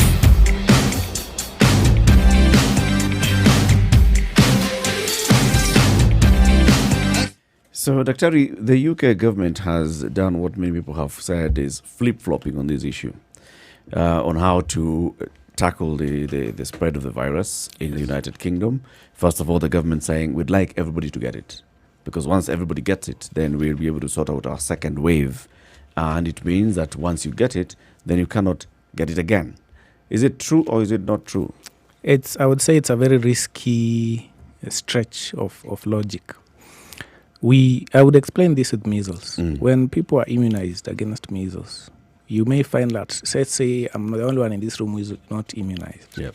I get the measles. If you guys are already immunized, it means I cannot infect anyone else. Right. That is herd immunity. If the population, many people are immunized, then it means it takes you much longer, if you're infected, to come into contact with somebody who is not immunized. That means it is easy to control the infection. Now, in the case of COVID-19, you are dealing with a new virus that no one is immune to. So you are saying, in essence, everybody needs to be infected. Yes. If this happens like it has in very quick succession, that you have thousands of cases coming up, that will overwhelm your system, regardless of your wealth. You will be overwhelmed. And in that case, you have numerous deaths because this is an elderly population. You will not have enough ICU beds to support all of them. So it's really risking quite a bit. If you are using a vaccine to induce the herd immunity, then you would be okay. But we do not have a vaccine. And for that reason, I think the UK would be taking a very big risk if they don't take the containment measures that other countries are taking. We saw that out of this same report from the UK, there was the input of the fact that some viruses over time disappeared from, the human population. That, people were infected and after some time you never heard of that virus again. Yes. Does that make sense in this case, whereby they were hoping such a thing would happen? That everybody infected, and then even if they were to be reinfected, it would not come back with as much veracity as it did the first time. Does that make any sense? It does, in the sense that we were totally naive to this infection. Now quite a number of people in the world have been exposed. That means there's now some partial immunity. Unfortunately for coronaviruses, immunity does not last long. Okay. For measles, the immunity is lifelong. For coronaviruses and with common colds we've seen, immunity lasts for a short time. It could be months, it could be years. We do not know how long immunity to the COVID-19 will last because we've not had it for long. We are now studying the people who have recovered to see how long they keep the antibodies or the immunity. The problem with that is then if you have a few people infected and the infection dies out, it means then no one is there to infect others. But the extent that this virus has spread is such that there are so many people infected across the world that it's likely to linger much longer, and it may come back and infect others if the immunity wanes. And for that reason, although the second wave may be weaker, it could still become a significant problem like we've seen with influenza, that every year we have to keep dealing with it because of the widespread nature of the infection. So it's much easier to eliminate a disease before it spreads too much. This has spread to such an extent that it may now become a bit last longer, even at low levels in the population, because there will always be something with the infection spreading to others, even though the cases reduce, because others now have some partial immunity. Yeah, so a lot could happen. We could see a resurge, we could see it dying. There's a lot that we do not know yet. There are very many unknowns. Yes.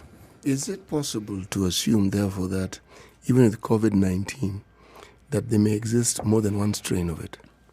That is possible in the sense that, in fact, now we are comparing the genomes from across the world to see how variable they are. And because there are two types of viruses, DNA and RNA. RNA viruses are like HIV, that changes a lot. So because this is an RNA virus, we expect that it will keep changing. The question is, does the mutation give it any benefit? Benefit could be, is it more infectious? Can it survive in hotter areas? Can it cause more infection? Or does it make it dull? Does it make it less fit? Does it make it unable? And usually mutations that make you less fit will not live long. It is the mutations that give you extra powers that survive. And it's possible this can happen with any virus. It's possible, especially when you're infecting many people. So we're observing the virus by looking at the genomes to see what changes it has and what that confers. I'll give you a good example. You remember Zika in Brazil? Virus, yes. Zika had been around for years, infecting very few people. Very few people ever had signs of that. You remember the problem it was causing in babies? The microcephaly, rounded small heads. Until it crossed to Brazil, had a single mutation that made it infect cells in the brain very easily. And that caused a big problem. So a single mutation could mean a lot. We keep observing the virus for such. So talk about incubation. Sorry, City. No, it's all right. So this thing lands into your body. Yes. This incubation thing. Explain the incubation and the 14 days. Is it 14 days? It's 7 days? It's 21 days? Have we found out now how long it takes? Now, most viruses have the period between infection, and most infections between infection and show the time that the person shows symptoms. For this virus, it could be as short as 2 days. It could be as long as 14 days, sometimes longer. But on average, it's 5 days. So we are seeing that if I get infected today, I could start showing symptoms in 2 days, or I could start showing symptoms in 14 days. But most people will show symptoms within 5 days. That means that you now start to cough, start having headaches, start having tiredness and all that. That is incubation. Now, during this period of incubation, a lot is happening. The virus is multiplying in the body. The body is trying to form a defense. And it's actually the defense that begins to show symptoms, because as the body tries to defend you from the virus, it kills the infected cells. And it produces chemicals in the body that make you feel tired, make you lose appetite, make your head ache and all that. And that is So the incubation is really variable depending on how quickly you mount an immune response. Yes. Let's go to the phone lines before you go to the next question. Okech is calling in from Kisumu. Good morning, Okech. Good morning, Spice FM. Good morning. I had a question. There are two questions, but I may narrow down to one. Yes. Now, the first one is that, is there a possibility that some of these viruses are deliberately cultured and spread out, so that people are infected? Or even if it's not the case with corona, are there known instances where a virus was made deliberately by man and sent out? Well, my second question is that why is it that some of these animals, which have existed since antiquity, we've known them, we've been with them, it's only in these recent times that they come up with these infections? Yes, we've interacted with them, we've known them, but these diseases come up only in these recent times.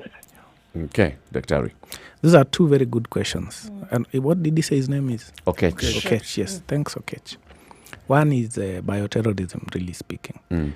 As virologists and as scientists, we're always concerned about bioterrorism. And whatever we do is regulated to ensure that we do not get into the realm of making bioweapons from viruses. Which would be made by the same virologists. Well, not necessarily, but Okay. you need a lot of knowledge, maybe on virology to make. So anything that is useful, for your cause. So we know that theoretically it's possible, and we take precautions to make sure it doesn't happen. There is no evidence that the current virus was a bioweapon, and we say that because you're looking at how it is related to existing viruses, and you can relate, again, using the genomes and track where it started and how it crossed over to humans, and see that this is actually the natural evolution of a virus from his next question, which was how then animals Why is it becoming more rampant? Yes. And I would like to introduce a concept we call One Health. That for us to secure the health of humans, we need to study the health of animals and the health and the environment. And actually, this is work I do. I study mosquitoes, I study bats, I study rats, I study pangolins. humans. Yes. We even in Kenya. So we actually trap them and see what they're carrying. The reason that we could be seeing a lot of emergence of viruses, and this is not the first time, emergence of viruses has been there from a long time, including dengue thousands of years ago. We know dengue today as a human pathogen, but it was an animal pathogen. And all along we've had many other infections that come from animals. Zika, chikungunya, we can name a million, not a million, but many of them. So, and we are seeing an increase in this because of different reasons. One is that we are much more closer to animals now. We relate to them as pets, for food, for business, for recreation, and many other reasons. And we're also displacing them. So when you displace animals, two things happen. One, they will move to another place where there are other animals. And they can infect those animals with new diseases. And that means there will be an outbreak in the animal kingdom that can spill over to humans. You also, by displacing them, interact with them more closely. There are cities now that have bats roosting in public parks. There are places in Nairobi where you will find bats. So because of these closer interactions, it means you are more prone to getting whatever viruses these animals are carrying. Initially, the virus will not cause much because it is adapted to the animal. But with recurrent exposure, the virus eventually mutates and the virus that is suitable for you emerges and now starts to transmit between humans. There's also a lot of trafficking of animals, a lot of illegal trafficking, which means we are more predisposed to, again, these diseases. And then because of travel, something that emerges from one area spreads across the world very easily. If you were in Kericho 100 years ago and you got cholera from whatever source, would you be able to bring it to Nairobi? It would be more difficult than you it would is probably today. die before you get to Nairobi. Here. Right now, you can get a bag in Nairobi and take it to Tasmania or wherever in a day. And that makes it so much easier. Because of the transmit. evolution of things like infrastructure and transport. So business, and Right. many people now able to travel across the globe in a very short period. Period of time. So there are many reasons that this happens. And because our interactions with animals are closer, we are able to see these viruses emerging. And also the fact that we can detect them. Because previously there may have been crossovers that we do not detect and they die out on their own. Is it possible for somebody to contract COVID-19, Yes. not show symptoms, Yes. and get healed without ever displaying any symptoms? I would like to use the word recovery because healing recovery, is recover. a realm that I may not be an expert on. Right. So it is possible. Although there were studies that came from China that show that most people were actually showing some symptoms. That most people are not the asymptomatic, not the ones not showing symptoms. So it is possible also to get an illness, any viral illness, and not show symptoms and recover. Because then if you're not showing any symptoms, your body will clear it. What we are not very sure of is the role the people who are not showing symptoms are playing in transmitting to others, because that is our biggest worry. If somebody is not showing symptoms, she could be looking very healthy, and if she has an infection that is ongoing and is she able to infect us? That's the question. So that is something that has been a bit controversial. But So it hasn't been established for sure yet. For sure, we know it is people. possible, but what we are suspecting is that the people who are driving the infection are the ones showing symptoms. Because when you cough and sneeze, you're more likely to soil the environment. It's possible that the asymptomatic people are also able to infect others, but the role, how many people they're able to infect is not clear. I want to borrow from HIV. Yes. Okay. When we say we are testing, what are we testing? What is it that indicates and shows that somebody has the virus? Yes. Now, currently, as I said, the genome of a virus, it's a fingerprint. The current tests are called PCR in short. They detect part of the genome and the accuracy is quite high. So we test by detecting a part of the viral genome. And when we find it, you can confirm that you found it by different ways. Then you say this person has the virus. In between that process, we built in quality controls to ensure that you are testing the right sample, you do not contaminate it, and the results that you got are valid. But the basic point is you're testing for the genome of the virus. For HIV, we also test for the antibodies. The antibodies that people develop as a defense to HIV. And somebody was actually the other day in trouble for selling an antibody kit for COVID-19. Whoa.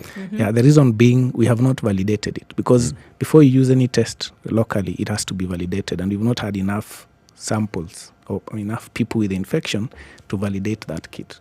So maybe if we get many people infected eventually, we might consider going for antibodies as a screening test. But we have to show that the test works in our population before you can use it. So why I brought this in, Yes. the Nation today reported that doctors in India Yes. were successful in treating it with the combination drugs. And these drugs mentioned here Yes. are antiretrovirals. Yes. Okay, they mentioned lopinavir, ritonavir, oseltamivir, and then they used clofenomine. Okay, so malaria medication with antiretrovirals. Yes. And they said there is success. Yes. Now, because How do they define success? let me just read it. Yes. India is successful in treating it. Treating. No, there's no cure. Just treating it. Yeah, that's that has not just been in India. In fact, China has released guidelines on what drugs to use. And what I would like to say is this. It is easy to use drugs that are already shown to be safe. We call it reappropriation as an experimental drug. So the threshold is much lower. You can experiment with it and see. It's much harder if the product is new and no one has ever taken it. And what we need to do now is structure these treatments in such a way, we call clinical trials, in such a way that you compare those who you gave the drug, those you did not give the drug, and look at the outcomes. So what everyone has been proposing makes sense. We have anti-HIV drugs that block a certain structure that is also found to a structure, similar to a structure found in this virus. And so right now, it's not harmful to use these experimental drugs. Even in Kenya, we could use them. But we cannot say for sure they are treatment because we do not have the evidence. So I would say chloroquine, lopinavir, you pronounce them quite well. We should give you some papers to. He does this start for a living. treating This is Yes, I like. I think I had Latif trying to pronounce it. earlier. Didn't work too well. Didn't work too well. That's very. So the drugs are safe to use in the sense that they've been tested in humans, and that is what makes it easier to experiment with them. But we do not have enough evidence to say that yes, this is the treatment. And that's why you see they're using so many things. If we were sure what is working, we'd probably just use one or two, and we are good to go. So it is okay, and it's been used in China. It's been used in many other parts of the world. We will continue to test them, but we are building a threshold of evidence to see if they actually work or not. But it's true, Daktari, that why they use a combination therapy. Yes. Because each of those drugs does something specific.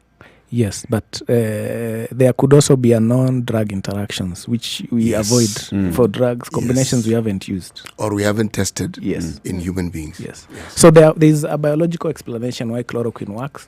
There's a biological explanation why lopinavir could work, why remdesivir or whatever other drug could work.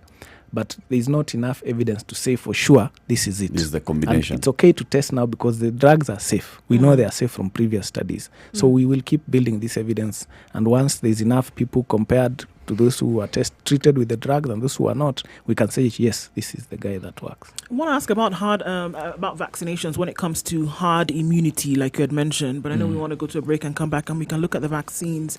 We're looking at testing coming out of Germany, coming out of the UK and the US. Everybody now looking for a vaccine, and they're saying they're coming very close to a vaccine, and then asking ourselves, is it okay that 3 different areas looking for one, and are we able to combine all these efforts? And even skip the trial stages. So you'd like us to talk about that now or after the break? Just a short break, and then we come back and you'll respond to this, as well as take a question from caller 0719 012 600. It's 10 minutes to 8 o'clock. Good morning.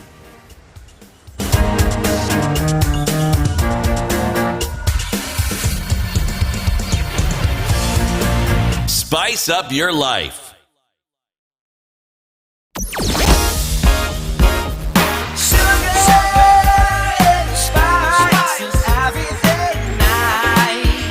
Mature, intelligent talk every morning. Spice up yourself.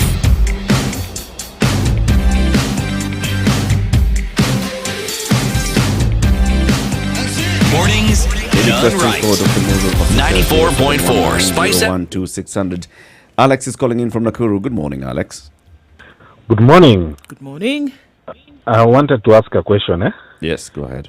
Yesterday, press briefing by the CS, I think he implied that people without symptoms are being released from quarantine.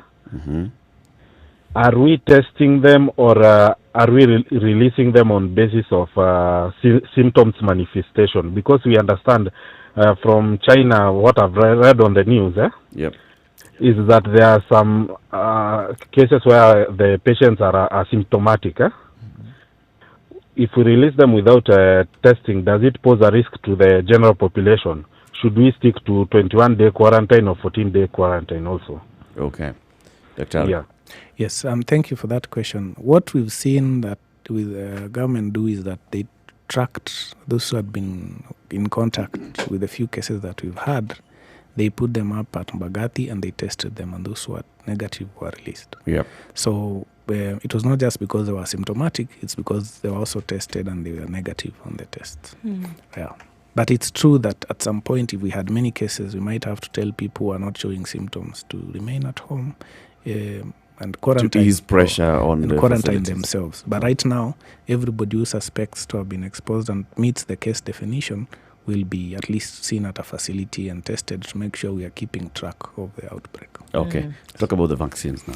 Yes. Now, we have had several reports of vaccines. I think yesterday or the day before, the first clinical trial of a vaccine started in the US. That's good news. But the bad news is this. The process of making a vaccine is not short, and there are no shortcuts really. You can expedite it, but you need to go through all the steps. Latif had asked whether we can skip clinical trials. We wouldn't. You can't. It would be a big gamble that we would not pass. And the reason I'm saying this, it may be easier, not easy, to develop a candidate vaccine, meaning you have something that you think will be a vaccine. And what happens is that You test it in the lab, show that it has potential. The next step is to test it in animals to show that it's safe and also that it could elicit immunity. After that, we need to go into several stages of clinical trials where you start with a few people, maybe 20 or so, to see that it is safe. You inject them. You've already established that it's likely to be safe. But you inject these people and follow them up for months, at least, to confirm that they are okay. You give them 1 or 2 or 3 doses, depending on what you think is enough for immunity. And then look at them very thoroughly. You take bloods frequently. You take the blood frequently. You look at their urine. You look at the different presentation to ensure that they are safe. This takes months at the very least. The next stage after that is to pick another maybe 100, 200 people, 300 people from different places. Again, the same process. This time round, you're not only looking at safety, but you want to see does the vaccine bring up the immune response that you expect. If you pass the second stage, you go to a third stage, which is now testing that the vaccine actually works by giving the people who are at risk. This goes to thousands of people. And you want to see, does it actually protect them from COVID-19? So for this, each of these clinical trials will take on average 2 to 3 years. The permits can take up to a year in some places. So you can shorten the period for the permits. But the period the 2 for to the 3 years, the trials cannot be shortened. So even if we were to move very fast, we would not have a vaccine, at least not in 2 years or so.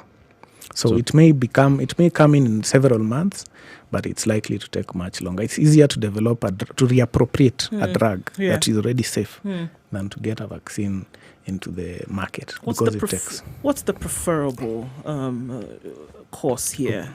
Looking at an appropriate treatment or a vaccine? You talked about herd immunity before. Yes. What is the preferred? Vaccines are best, right. But given the circumstances that we are many months away from a vaccine, we have to use many approaches, and that's why we are talking about hygiene, social distancing, and if we actually prove that some medications can work, it may be possible to give people who have been exposed before they develop symptoms. Okay. With this story that we saw coming out, I mean, what should we be advising people to do? You have the symptoms, take yourself to hospital. We heard also from the Ministry of Health yesterday that they said, you have these, call the hotline and we will come for you. Yes. This is what they said yesterday. Yes. We will come for you, yes. regardless of where you are. But then we have the panic that arises. I feel a certain way. I'm in a group of people. I feel like I need to get into a taxi, take myself to hospital. Practically. Yes. I need to go now. Or the hotline is not going through. Oh, yeah. What should people actually do? Now, the reason you are advised not to go to hospital is because you do not want to expose the people at the hospital, both the healthcare worker and the patients who are vulnerable. These patients are already in a weakened state. So they are more likely to get infected. And so the government is taking it upon itself to come to you, assuming that where you are at home is much safer for you than when interacting with the public. Because somebody could be, say, in Kayole, ask them to come to Mbagathi. They are going to board a matatu, maybe 2. How many people are exposed in that process? Yes. And that's why the government is encouraging people to call the hotline. I've tried it on both of my numbers. It works. At all times of the day? And I think even night, because I've not tried it late night, but I think it works. So the idea is to provide people with information. Not like it's 719 now. Previously, there were numbers that were a bit questionable. That even I had a bad experience with. But the current one, 719, there has been a lot of investment and stakeholder engagement. It works. That makes it work better. But what about this matter that we're discussing? Does it work? Healthcare workers coming to you? It works because we will only send a few healthcare workers to you, and they will come and take... What I mean is, has it worked? We're discussing the plan, the intention. Yes, it works because they've actually sent to places. And we have evidence that they have actually sent. Yes. And they send with their specific vehicles, ambulances with to go. With the, what are they called, the right protection. The N95. The spacesuits. There is a lot more to this. I wouldn't call it a spacesuit. We were told there were aprons yesterday. Yes. Moses, yesterday we were told it was aprons. Yes. So I'm saying they're not quite a spacesuit, but that would be quite expensive to do. And the idea is to, if for example you're able to stay in your house, and interact with fewest people possible. Yeah. They come to you and get the sample. We're managing this. And then they tell you it's negative, you can go on with your life. Or they tell you you're showing symptoms, now we need to put you in isolation. And most people in Kenya with these symptoms are just having a common cold. It's just that because of anxiety, they feel they're infected. Yeah. So if you say everybody should come, everybody with a common cold will come to the hospital. The hospital will shut down. I have a quick question, and I know Eric wants to bite me, but quick one about children playing, because children have closed, schools have closed, but children are in the estates, apartment buildings, whatever, all playing outside. What would you, and then we have parents saying, take your children inside. People are panicking. What do we do? What would be the advice for that in terms of how it could spread amongst children? Well, by mingling, yes, it's easy to spread, and children tend to be very close with each other. So it's very easy to spread among children, and then, of course, it comes to the parents, because the parents will then kiss and hug their kids. So I think we now need to be very innovative on how we engage our children indoors, and if they're interacting outside, then in very small groups that don't highly contained. Yes. So it's a time that we may need to make social adjustments, and this includes for our kids, meaning that in different circumstances, of course, you need to, depending on where you are, adapt to the situation and see how to engage. I've seen one of the schools in Nairobi actually send their parents a schedule of now to keep their kids busy. Which is interesting. So a proposed timetable. We need to be innovative. And depending on the situation, engage our kids safely but creatively, because kids have a lot of energy and they need to. If they don't expend it, then there's going to be a lot of sadness. Dr. Masika, finally, yes. Are you satisfied with the measures that the government has taken so far? Do you think there's more that we could have done that we are not doing now? There is still some more we could do, but so far I'm happy with the recommendations they've made. I think social distancing and hygiene, that in the areas that we need to do more, and this is not a role of the government only, is information. And you can imagine, even as a media, we are struggling with the social media and other means of non-mainstream means of passing information that has overwhelmed many systems. So we need to deal with that. The other bit that we need to look at is healthcare itself. Across the country, are we sure that each facility would be able to handle a case without causing a spread? Healthcare workers in many parts of the country are still not feeling confident about this. We need to address that. And also, we probably need to take the message to the communities, because there are things I've said so many times and I still get the same questions. It means I'm not communicating to many people. We need to take the message to more effective messengers, maybe community health workers or people who are in constant contact with the communities. And this should be happening now. Yes. Not creating the messages so that they can go in at the end of next week. No. Asante sana for joining us. Eric, the issue of the kits, how many people does one kit test? It depends on the kit itself. There are different kits. On average, one kit could test 100, but because sometimes you need to repeat to confirm and do all this, it's really dependent on the situation. So you may need many hundreds of kits currently to be available, and I think there may be a shortage across the globe, but currently we have enough because our cases have been limited. If we have thousands, that's what I was saying, we may need to innovate and go into antibody screening first, so that we don't waste the kits on those that are negative, but for confirmation. Dr. thank you very much for joining us today. We'll invite you again. Of course, we know that this is going to be a prolonged period. There'll be more and more questions, more and more myths being spread around, and we'll be calling you to come in and shed more light on this. Thank you for the opportunity to share this and for the platform. I'm glad to be in the Situation Room and to meet all of you. The platform is open. Thank you very much. And we are delighted to have you. Thank you. Asante sana. It's 2 minutes after 8. Let's take a look at traffic.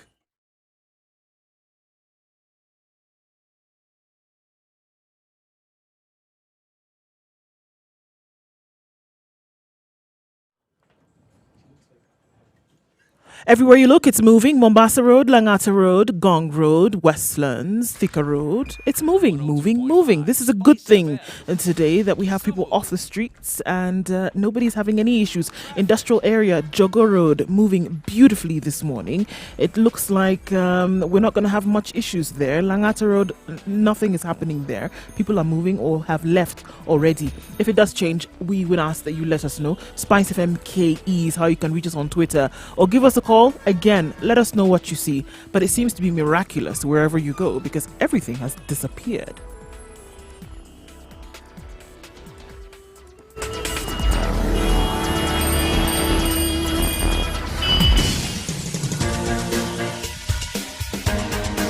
This is The Situation Room, the home of hard-hitting political commentary and penetrating insights about the state of the nation. This is a talk radio experience like no other. The Situation Room, a place for hard truths, debates, and elevated conversations. The Situation Room, witty, political, engaging, deep, controversial. In the room, we have C.T. Muga, researcher, academic, seasoned political observer, a fountain of wisdom in these politically uncertain times. Ndu Oko, Nigerian by birth, Kenyan by choice, communications expert, Pan-Africanist, a truth seeker and believer in people power, and Eric Latin, agent provocateur, the man in the chair, seasoned journalist, news hound, a man who believes in punching up, not down. It's now 4 minutes after 8 o'clock, and thank you very much for tuning into the Situation Room. This is Kenya's biggest conversation. We are now joined in the hot seat by Ndungu Wainaina. He is the executive director of the International Center for Policy and Conflict. Ndungu Wainaina is a man who's been vocal on many issues on government and policy and governance issues. He writes, he appears in media, he talks in fora. He's here today to talk on this radio station on how the government, the kind of measures the government is taking to ensure containment of the spread of coronavirus. Karibu sana, Ndungu. Thanks, and thanks for having me here. Now, today is a day that does not have a lot of traffic. Give us your experience on the road coming here. Well, I think first, my personal observation is life is slowly coming to a halt. When I come, I didn't use the main highway, so I decided to use the bypass, taking me through parts of Dagoretti, Kawangware. Then you are here, and when you see it's past 6:30, and all the matatus are just parked. Only very few people walking. That tells you that there's very little movement and mobility of people moving around. It also starts to tell you that slowly. There is very limited economic activities going on. When particularly matatus, by that time, matatus along most of those routes start operating as early as 3 a.m. in the morning, and when you see it's almost 7 and they are just parked there, tells you a lot. Yeah, and actually something else I also observed yesterday evening. Is a bit of movement of people outside town. Yes. So people are heading outside Nairobi. And that to me worries me a bit because one of the things when you are dealing with this mandate is one of the major things you need to do is remote movements. Yeah. And when you have such kind of massive movement of people, we start to ask the question, are we enforcing what we are saying? Because that's very, very important. Are we on lockdown or are we not? I think we need to begin by stating one thing, that we are dealing with a case of a health pandemic war. We are in a situation of a war-like, to be honest. And secondary is that we must also, I would want to say this, that I'm very happy that the government has used different legal tools it has provided to start to enforce it. But my biggest worry is this country has a problem on enforcement. And I think I haven't seen that serious enforcement of many orders and declarations that has been issued. And that worries me a bit. What would you like to see? Like, for instance, I saw the Cabinet Secretary for Transport talking about the public transport means, and you know this is one of the largest movement of people. Kenyans depend on public transport. Yesterday I took a bit of time to walk in town, downtown and all this, and it was telling that we still have a very sizable group of matatu operators who are observing this. I saw the Cabinet Secretary talking about fumigation. I asked the matatu guys, how long are you doing it? They said, no, as long as we have the sanitizer on the... That's enough. That's enough. But also some of them don't even have. One other thing I observed is we are still so much crowded on these matatus. Yes. And one of the key things, and it's good Dr. Masika has just pointed out, is the whole question about social distancing is key in handling this. So we're talking about social distances everywhere else, and then we get into a crowded matatu. Matatu, yeah. negates the whole point. Precisely, it defeats the whole thing. And let me say this, and I want to begin. I want to. What do we know so far? Because that's for me is the beginning point.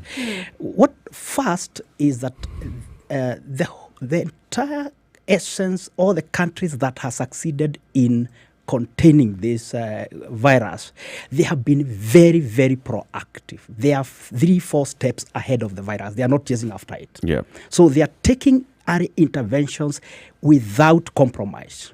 And I want to give you an example.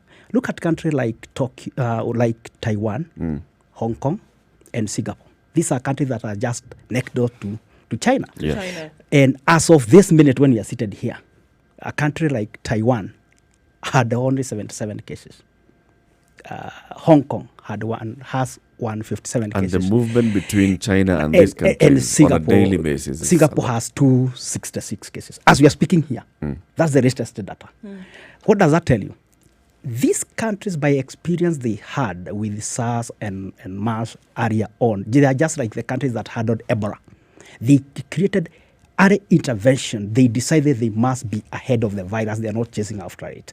So they also made sure that they were able to have very effective tracking system for any person who had an interaction with China or any other country that has been, this is something they had developed. Secondly, they had a very effective quarantine mechanism. They were not joking about it. And then finally is that the whole question I've just talked about, social distancing. And one thing I think I want to tell Kenyans is this, and I am very happy that you are able to share this information, and you need to keep doing it. It's Kenyans should stop taking this thing like a joke. They should stop thinking that it is a government thing. Yeah. This is us. This is a life and death thing. It is about we as Kenyans. We cannot purport to think that it is about government. No. It is us as a Kenyan. We must become extremely responsible and disciplined. For me, that's key. Sure, I hear you, Wine, on this. Looking at what people have said, I mean, you get opinion of what people have put out there and said, okay, that's great, but then I require money in my hand on a daily basis in order to keep going. How do we reconcile the two? I know this is a serious thing, but for a lot of people, what is more serious is eating that day. And is there no integrity in that belief that, I get it, and I know that people could die, but I could die also from not eating. Yeah, you see, actually one of the biggest challenges we are faced with in this country is that right now, the worry is the level of poverty in Kenya has actually increased. If you look at the latest Afrobarometer report, just came out the other day, the level of poverty level in Kenya has actually tremendously increased. In fact, one of the things they are facing challenge on is access to basic medical care. And here we are. So I concur that we need to eat, we need to find a way of eating, but at the same time, we also need to understand we have a pandemic we have to handle. So the question is, have we come up with a balancing act on that? And the reason why I'm saying that is that when I read across, and I like doing a lot of research, is that countries like the countries I've just talked about, Hong Kong, Taiwan, Singapore, they have not closed their businesses, they are not closed to their lives are going on, but they have a very, very effective system. Public health care system. They have put very clear, stringent measures, but they do not want to shut down their day-to-day lives. Because one of the biggest problems we have in this is that we are having a health pandemic problem that is going to have a serious economic and social and financial implications. And when if already we were struggling before now look before at this. Now throw this into the ring and see. And now here we have it now. What will be the escalation? Our economy was actually going down. Now here we are. When we don't do any small production in a day, let me tell you this. This country is largely, by and large, depend with imports. Yes. Our economy is just basically import. Everything from toothpicks to everything. Now, today, we do not have, there is a complete shutdown. You saw we still have But does that mean that we don't have the capacity to produce these things that we import? That's big. That's the biggest question about the entire question about our policy, our country. What is our economic policy directions we focus take? Really, and really, it also raises fundamental questions about our political decisions, because economics and financial outcomes are actually determined by political decisions that we make. So the kind of political decisions we make has a serious implications in terms of the country you build, and the kind of, like, I can tell you this for free. You have seen the Ministry of the Treasury, the Central, they have kept quiet. Yeah. They'll talk to us tomorrow. But I can tell you this. They have very limited tools they can use, they can deploy right now. Why? Because for the last 5 years or so, we have been spending close to 40% of our budget, excess of what we have. We've gone to 60. Now we added to 60. So if you cannot use monetary tools to actually address this, because you don't have money anyway. What you do with that is, if you decide to lower rates and all that, then the consequence of that is that down the road you'll suffer from a massive inflation. Yeah. So how will you be able to address that? So then you're only left with one thing: can we have a kind of a financial relief that can actually kind of support small business? Because this country is largely run by informal small businesses that can give relief to that. Then can we start to think how the government can mitigate for people who have loans? Because that can help in terms of loans. So that people are servicing loan. And we look at things that are really going towards supporting people directly to be able to move. You know, the situation you described now was not very dissimilar to the time of the Moi government. We know what the lending institution in the world had done to the government, but this so-called hidden economy that we speak of, this economy that runs the country, it was actually first recognized and understood around that particular time. Yeah. But the Kibaki era took us beyond it. Actually, what the Kibaki era did is actually to open that informal economy and tried to make a very significant part of it to be integrated to the formal economy. The Kibaki government did the one thing that you require in an economy. It put money in people's hands. Yes. So economic activity could be spurred on. Yes. This government has done the complete opposite. Actually, what it has done is it has actually taken us way even beyond Moi. Because if you look at everything that we have, we are at Governor Who now in the colonial era. Because McDonald. Because you see, like if you look at if you look at you do a basic breakdown of all the key sectors of economy in this country. Agriculture is dead as we are speaking. It has completely gone. And you know, it is everything for us. We are no longer manufacturing. We do not. Small businesses do not have credit. Private sector has a negative investment. There's an entire stranglehold. Yes. So if for a long time we have not been able to build that kind of a system, and then that kind of an economic strain we are in, and then you have a very poor, dysfunctional public health system. Now, I don't want to be very no, it's not being alarmist, but I like being honest because I brief. Sometimes we like having been sugarcoat things, talking, which by the end of the day ends up destroying the whole of this country. I think we need to be honest. But one thing I'm very proud about is, since we devolved health, for the first time, there are people in this country who saw a nurse. They could not differentiate between a nurse and a doctor. Yeah, everybody was daktari. Because even up to now, there are so many places. Even the sausage seller and the bus back with the white lab coat was a doctor. Yes, but you see now, there are places where for the first time they saw a facility called a dispensary. So devolution in some counties has really transformed lives of people. It has access to healthcare, and that's what my interest would be. And the point we have made, and we sent out a statement, and one of the things we said, if we want to succeed in this case, outside the key things, for the things I talked about, social distancing, quarantine, tracking, and isolating people, the other thing we need to ask ourselves, what are we doing with the front line health people? Yeah. We need to make sure that all our doctors, nurses, community health workers, because that's for me is one of the most primary community health workers. Are we able to give them the proper information, the proper instruction? Are we able to give them the support they need, the protective gear they need, and for making sure that they are able to work with people to deal with? The other thing is information. Information. We need to have well-trained people able to provide up-to-date information. In fact, almost like a minute by minute. Yes. So people have information.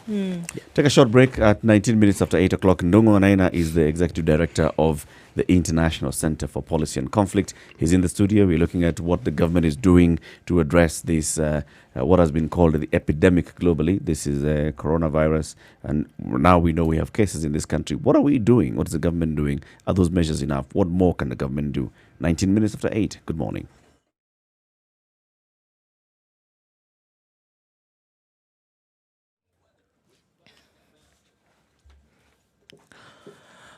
Cloudy morning and a high chance of rain later on at 18 degrees in Nairobi, highs of 23.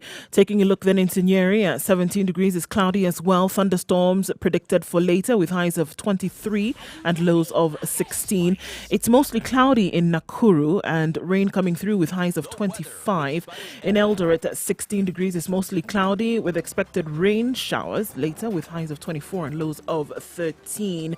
It's partly cloudy in Kisumu at 22 degrees. The high at 28 and lows of 19 with rain coming through in Mombasa and Malindi. It's mostly cloudy, rain expected later. Malindi with highs of 32 and Mombasa with highs of the same. In Kampala at 20 degrees, the rain has already started coming down, highs of 26 and lows of 20. And cloudy conditions in Dar es Salaam will see through to thunderstorms later on with highs of 31 and lows of 25.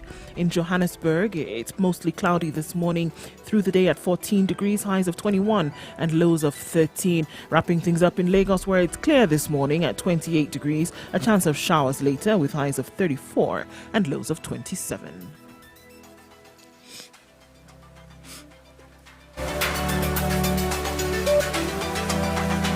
Sugar and spice and everything nice, everything nice.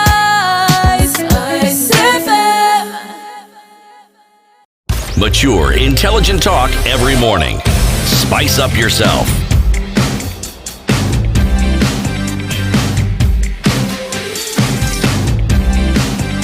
Mornings done right.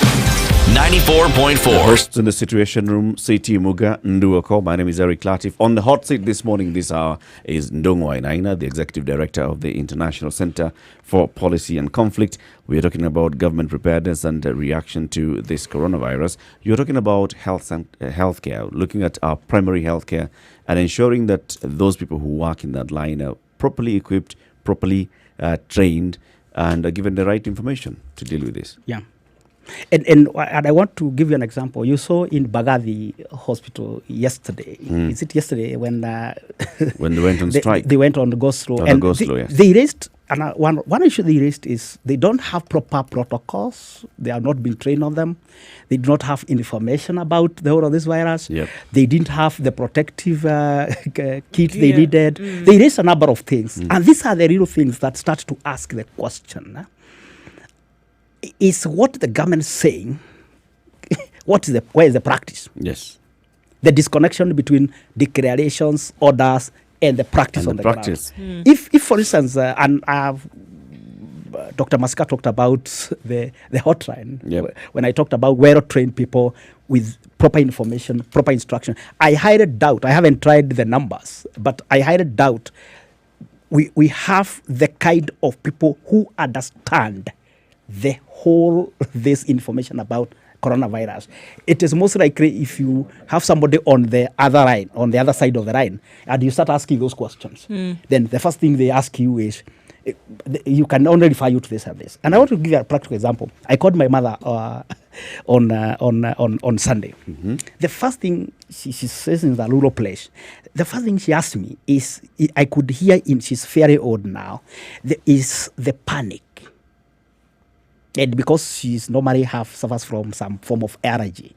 Now you see that for her is like what you call pre-existing condition. It is a pre-existing condition. So for her, it is that you could feel that. Now imagine how many millions of people. Yeah. The first thing she asked me, what is this Homer? What is this? I have my code. How will it affect?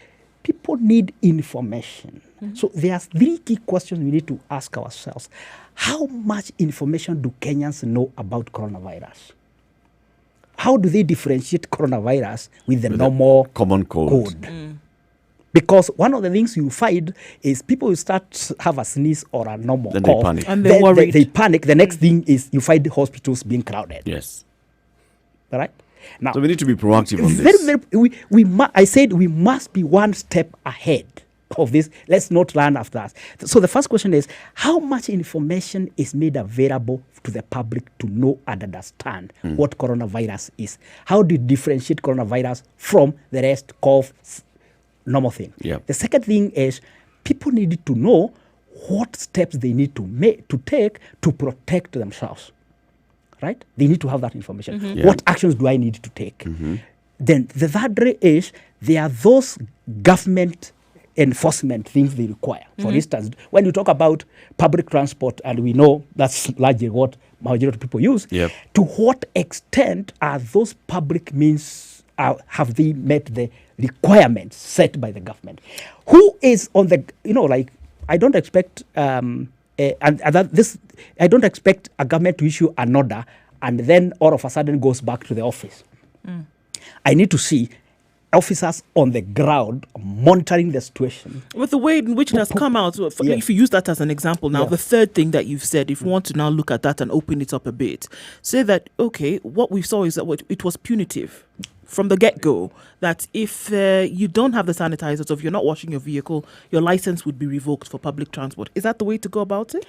I think the point here is this. First and foremost, you need to give people information to understand. People need to understand. People need to know and understand what it means by coronavirus and what is its implication.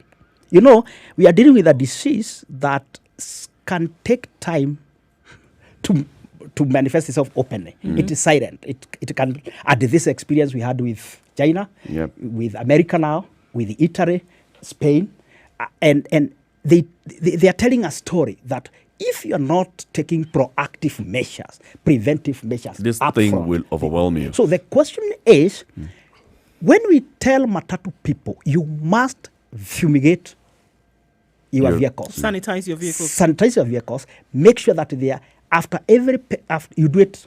After every trip. Yes. Who is monitoring that enforcement? 2,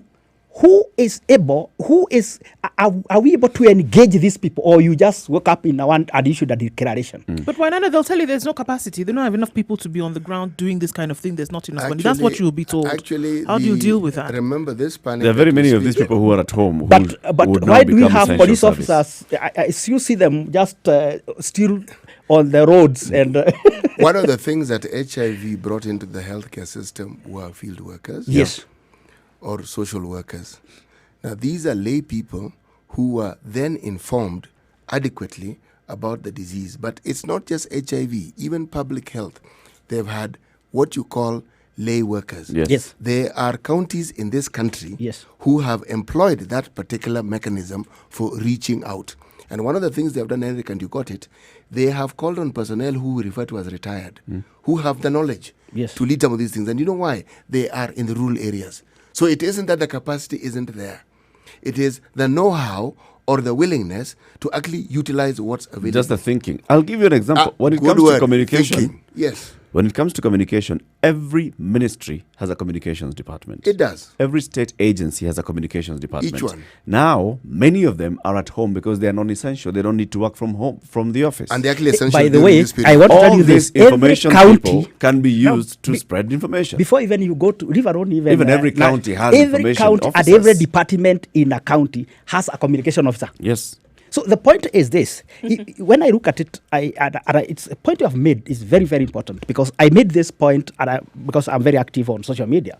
I said one of the best ways to handle this, and this I was looking at the experience with Ebola management, was the role of empowered community health workers and how they became the foot soldiers on the ground.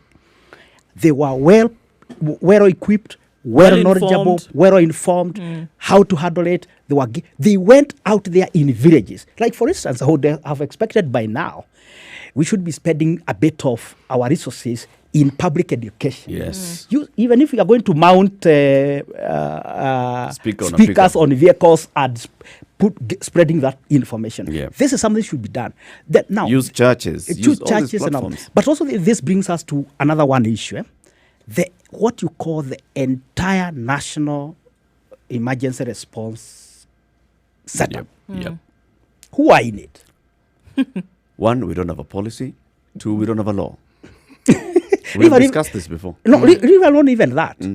Who are in it? There's nobody. How? No. Now, two is this. If you look at the countries I have mentioned, and even now, outside even those countries, other countries, you'll find there's a very, very clear distinction between the professionals. There is a whole national pandemic response professionals whose work is now to do the work Masika is doing here, coordinating the field, the people we are talking about in the field, those community health workers, training the doctors, nurses about the whole of this. They do it practically because these are the professionals. They have the know-how. Then you have the rest of the political bureaucrats and their normal staff on policy issues, directions, allocating resources and managing that. You see that clear distinction, basically. And one of the problems I have is I was looking at Donald Trump and how he made a fatal mistake of just like... He bungled monumentally. Just talking. Talking. Even contradicting professionals. Professionals could not speak because they don't know what. So what we need is a very clear and well-organized system. When you talk about Korea, Taiwan, they have what you call the National Pandemic Response Command, professional in their job. You have people who are in the political and policy on the other side, coordinating. I have not seen governors and the president meeting to discuss this. I have seen governors shooting each from their corner, right? And also that also takes me back. We in this country, this ineptitude that we have, if we just put it aside for a second and pause, we've had a huge advantage over many countries in the world because we already had an epidemic. It was called HIV. Yes. And because of it, there is a structure within which people have been responding to it. Yes. So it's not that we're not starting from zero. The mindset of how to deal with something of an emergency exists. Yes. A health emergency. Yes, it exists. And HIV hasn't gone away. It is still here. It's just that it's been managed to the point where it's been normalized. Now, when someone says they're not able to, it's very unfortunate. And we don't want to sound like we're kicking the government in the teeth, but it's just speaking the truth. Yes. Why must they wait for donor funding to arrive at us before they start moving around? And yet, as I said, there is information all this time before World Bank talked to us, information telling us what other countries were doing. We have it. There are professionals who understand these things. But the voices we kept hearing were but the political voices, the bureaucrats, not the professionals who actually know what they're doing. The good thing, though, is that now all the politicians are talking about the same one thing, right? So there's some positive. No, of course, we are not disputing that. But the point we are making is this. To add on the point you have made, Muga, is this. We also have one advantage.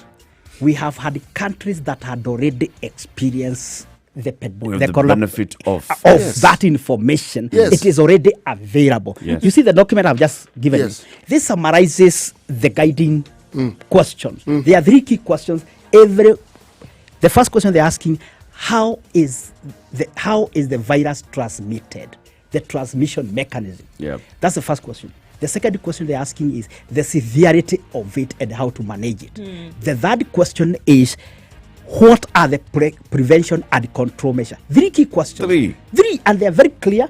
use those as your parameters. So by the time you're giving the answer, you leave no room for anybody to ask more questions. Precisely. It's clear. Yes. You've sorted them out. And then you have a very clear protocols and guidelines that each one of you, whether you are in a political side or you are in professional side, we all know what are the protocols, what are the guidelines, and everybody is very clear. Good. 27 minutes to 9 o'clock. This is the Situation Room, Kenya's biggest conversation. Let's take a look at the empty roads, and then we continue the conversation. Online, on digital, and on radio. This is Spice FM.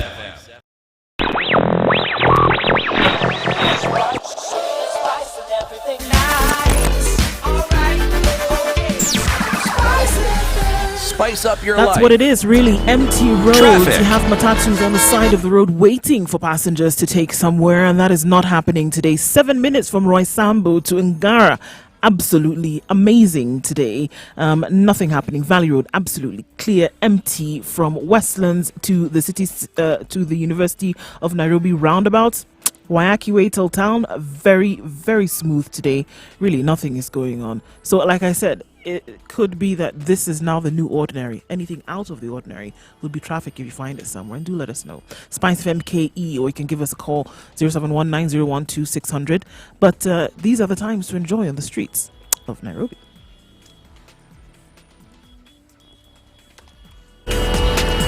Spice and everything nice. All right. Spice up your life. Mature, intelligent talk every morning. Spice up yourself.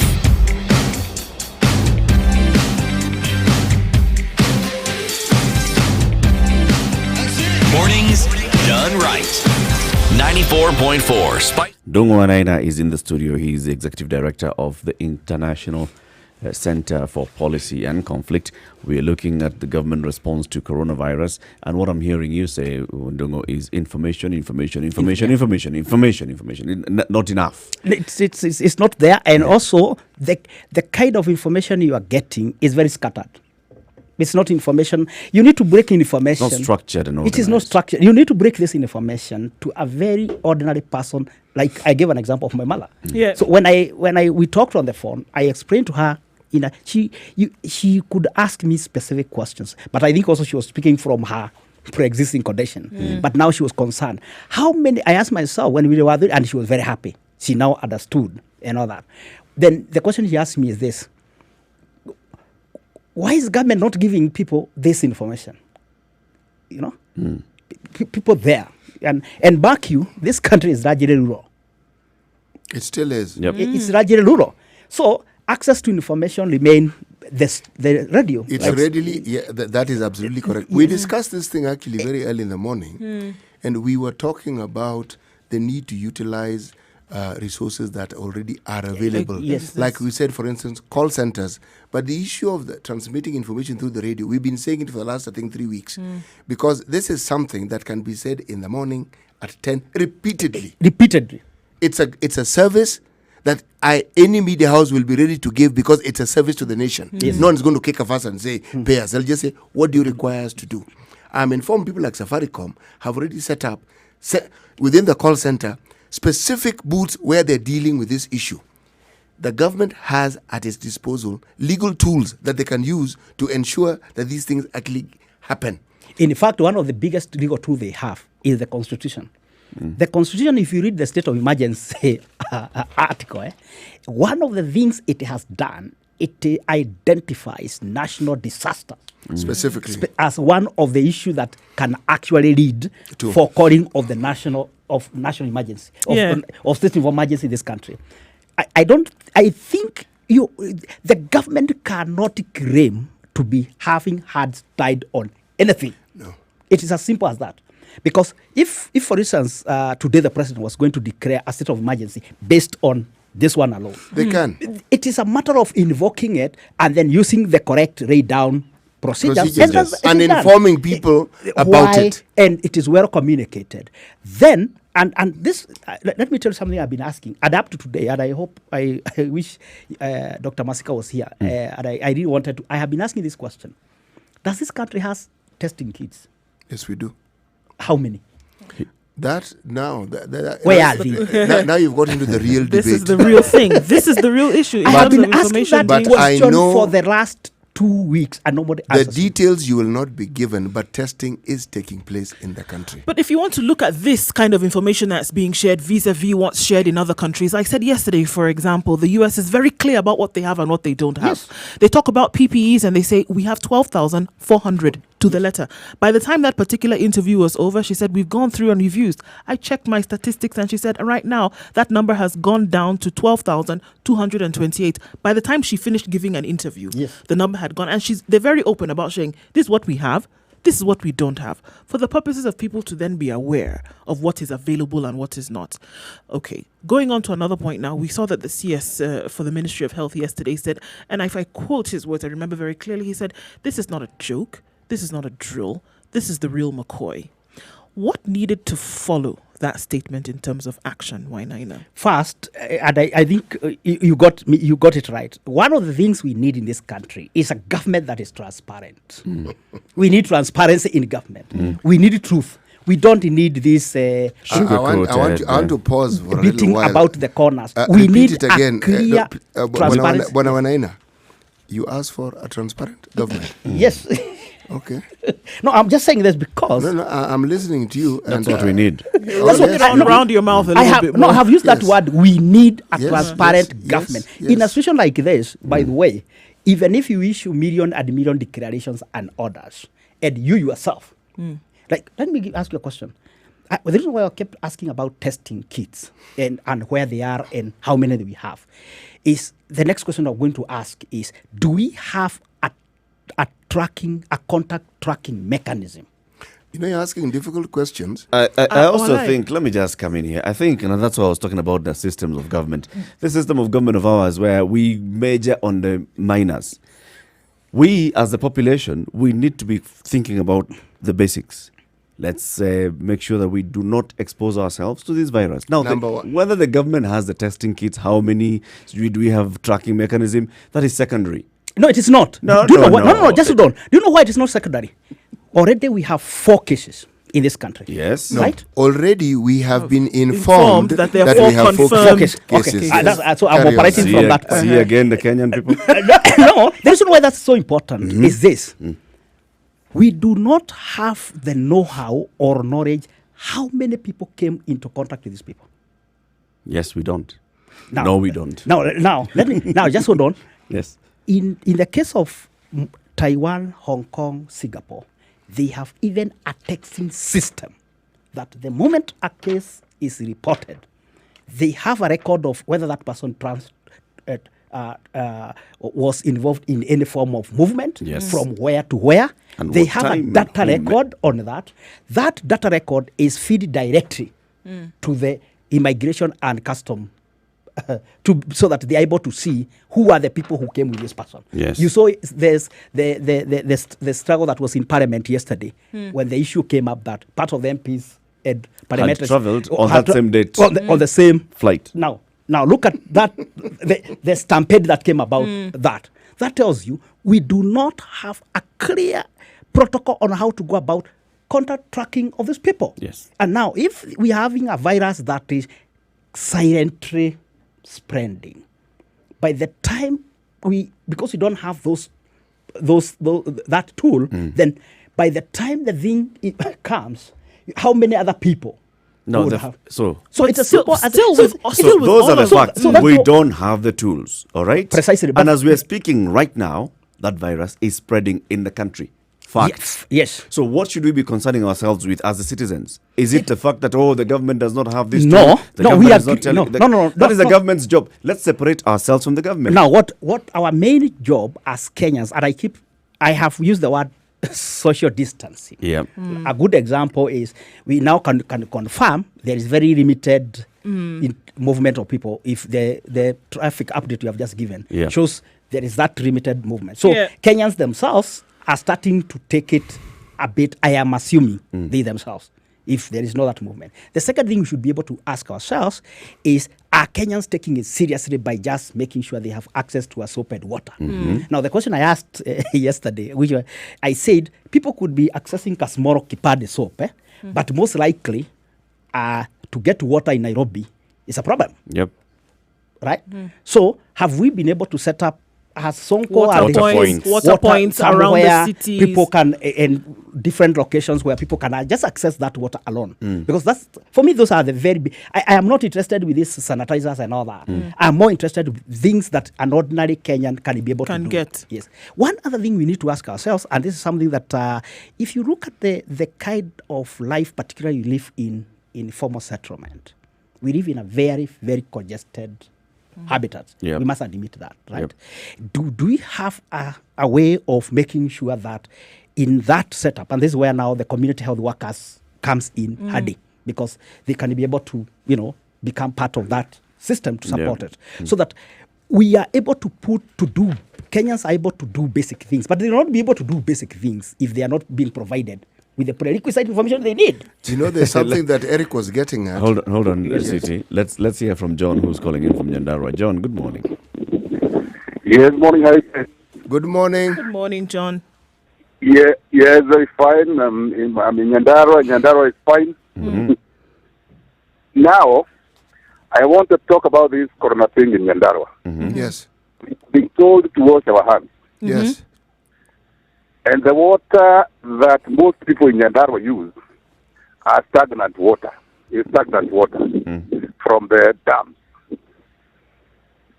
So I don't know whether this would escalate the problem or would help the problem. John, are people washing their hands in the dam, or are they fetching water from the dam? No, they have to fetch water from the dam to come and wash their hands, because there's no running water. Now, if you go to the hotels, some of the hotels, hotel guys pick mandazis for you with their hands.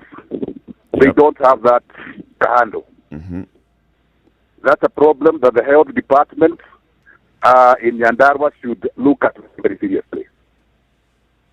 Then, when you travel in a matatu, these we call box vehicles, the government has not been doing its job diligently regarding those vehicles, because there are only 2 windows in those box, mist and matatus. About 2 windows. You're talking about ventilation now. So it becomes very stuffy when you're inside those. Would this not escalate the problem? And this is an attention that people concerned should take note. Thank you very much, John. You raised some very strong points. And it talks about the information and lack of information that's there in the Nyandarua, and it's actually it could be replicated in very many parts of the country. This is countrywide. Yeah, the water sources are exactly the same as this. In fact, that's almost like the standard source of water in that's my county. I come from there, so I know it inside and outside. And it's it's a very small part of that county has. But is there a problem with water in a dam? No. I think the most important thing is you can fetch water. Because Nairobi water comes from a dam.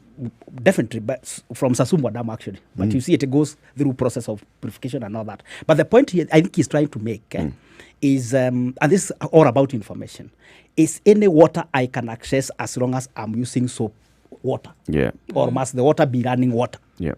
You know, those, for me, because... And does running mean coming from a tap? I think we saw that the World Health Organization regulations, so that running meant that it is flowing from whatever... it can be from a container, it has to be flowing, because essentially you're trying to get the dirt to move. Yes. So that's the thing that...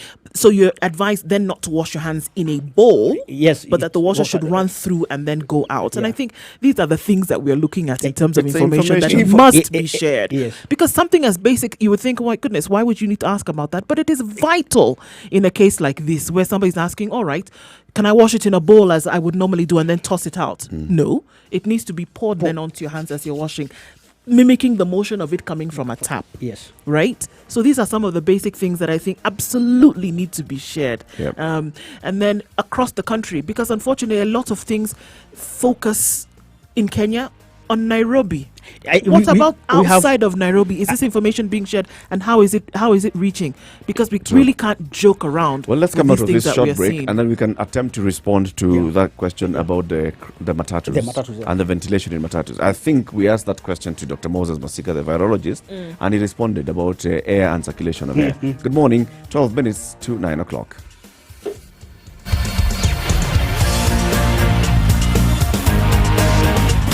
Classic soul, R&B, smooth jazz, neo soul, and nostalgic ballads. Make some noise. Yeah. You're listening to Spice FM.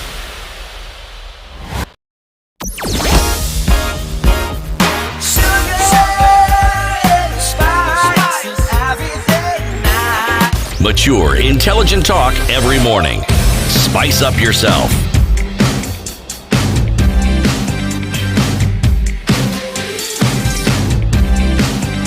Mornings done right. 94.4 Spice FM, Nairobi. So as we continue the conversation, before we respond to that question about congested matatus and circulation and ventilation, let's pick this call. This is Zachary calling in from Nakuru. Good morning, Zachary. Morning, guys. Good morning. Good morning to you. Oh, may God bless you because you are doing wonderful work. Thank you. Thank you, Zachary. Amen. Yeah, and Mwarim should call upon his former students to actually propagate what you are talking about. Thank you.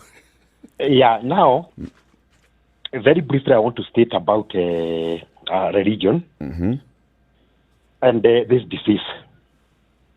You know, here in Kenya or in general in Africa, we tend to be even more Christian than Christ himself. Yesterday, as I was going out and about, I came across a group of people, and some women gave me their legs to, we greet, yeah.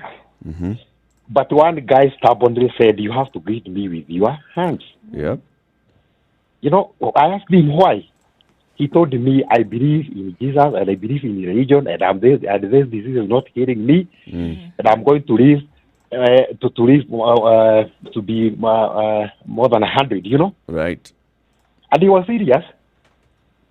So religion, we have to actually know how to approach this idea of telling people or convincing some people that, we all of us are using the religious leaders to speak to their congregation. Definitely. Now, the other thing the caller from Nyandarua has said is very true. You see these boxes, these big boxes, the matatu, we call them boxer. Those matatus, I don't know whether they were made for transporting perishable goods.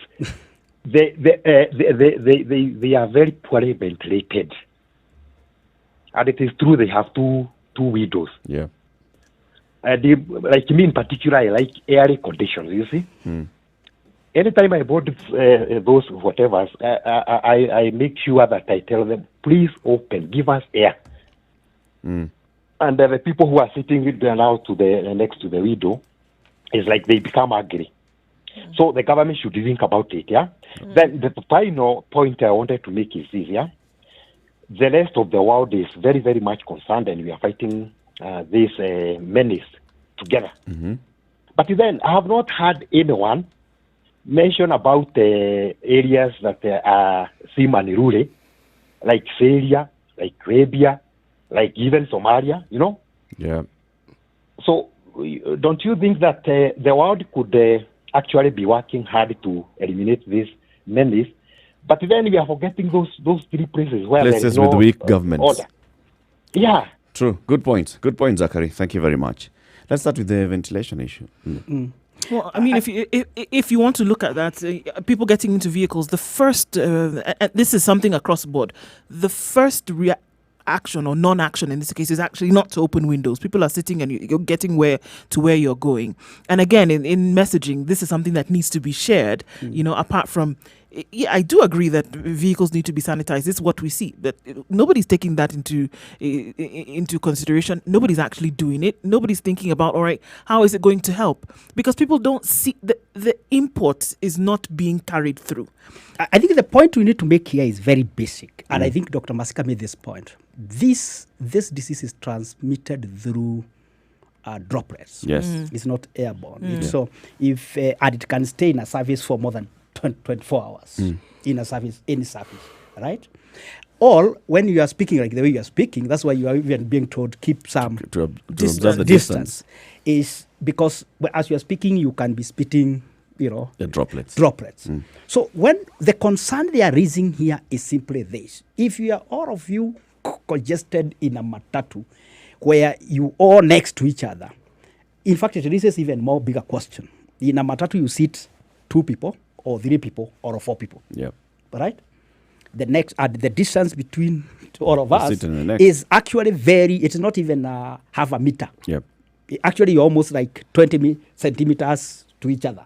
So we start to ask ourselves, and maybe people do not accidentally might not observe those basic hygiene of like covering your nose, sneezing and all that. So the bigger question here needed to ask ourselves is this whole question about social distancing and things like ventilation, the movement, of these drops and how you can get them. Yeah. We need to have a proper information that is very easily explained, and every Kenyan need to know this. This virus is not in the air. It comes in form of droplets, either on a surface you have. That's why, for instance, you are being told, keep washing your hands for touching a surface, or keep a distance from a person, because that person, when he or she is speaking, could be having some droplets as they speak. They can have that. So we need to give people those basic information, how this disease is transmitted, so that it also removes anxiety and panic. There's a lot of lack of information, evidently, from what you're saying. You know, Eric, while I was pointing to what you had mentioned, I want to elaborate on it. When you have, again, I'm pegging it to HIV, a virus, an epidemic, one of the things that became apparent when the disease was being tackled was this, or the virus that causes that disease was being tackled. It was what called a multi-pronged approach.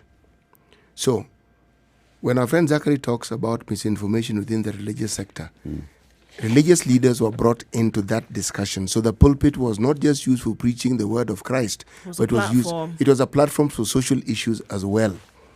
They were forums for pastors alone to discuss these things, because even among pastors, there were people who were HIV positive. Yeah. They had spouses who were HIV positive. So it was not just their congregation. Every sector of the community was brought into the discussion. Yes. That is why the progress you see was made. When you talked about field workers, there were people who were drawn from that community, not from outside. So it reduced the element of stigma. The moment you have a disease, one of the greatest hindrances to ensuring you propagate the care and the treatment that is required is stigma. So people are afraid. They don't know what to do. And if you throw that with information or the lack of it, then you have a real problem. When information is clear, this is what you do. This is what you need to look out for. This is where you need to call. And those people are informed to talk to you about it before directing you.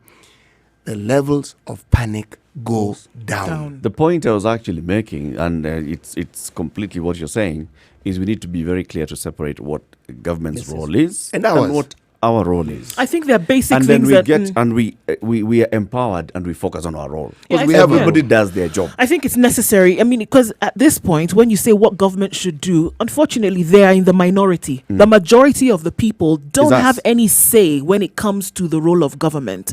Or you can't come and say government should do, and then you'll be the one to go and sit there and make sure and enforce that they do. So the majority of people, there are certain things we can do. There are certain things that have been prescribed that we should do. And I think that's what needs to be focused on.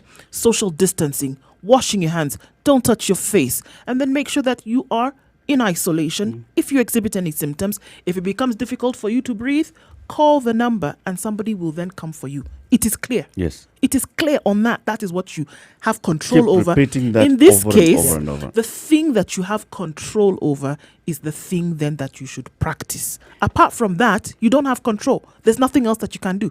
Are we really going to, Wanaina, in this case, go and then start policing in terms of what Matatu should or should not have? Could we then say government messaging then needs to change and this is what you should or should not do? Go and seek audience with an individual and say you're not spreading this information? No. But there are certain things that you can do to protect yourself at this time and make sure that as the majority play your role. We can play our part. I think the point here is this: Kenyans must become self-disciplined and take responsibility. Yes. This is very important, because we can be talking about social distancing and all that, but if we don't exercise personal discipline and personal responsibility, it is not about Serikali's idea. No, this is about us. And then the second thing is this: we need to tell Kenyans this. the most critical thing at this point in time, now that we have been informed there are 4 cases, now to use that language, we need to know this. Our most critical thing right now is to make sure we prevent any form of spread. Yes. Whether in any locality or anywhere. That's very, very, very important. In situations where now it has been identified, the question now becomes questions of containment and mitigation. Because already we know those they are areas. They are already patients. They have come into contact with some people. We need to know what measures are being taken on matters of containment and mitigation. Oh, that I agree is absolutely Thank you very much important. for joining us, and thank you for coming this morning. Thanks. We'll call you again to come and review Yeah. the measures that the government has taken. Of course, they're listening to this. They're getting a lot of feedback. We'll call you so we can come and discuss and review, and also remind everybody in the country what our role is on this. Thanks so much, and thanks for having me here. Thank you very Asante much. sana. It's coming up to 9 o'clock. This is a Situation Room. It's Kenya's biggest conversation. In the next hour, we have a new guest. This is an economic analyst and a lecturer at the University of Nairobi, Professor Exen Iraqi. He's going to tell us about how the government can cushion the economy from the effects of COVID-19. Well, keep it right here. The conversation continues as well on our social media platforms, Spice FM KE, Facebook and Twitter and Instagram. When we come back, Siti Muga will remind us today's proverb. Good morning.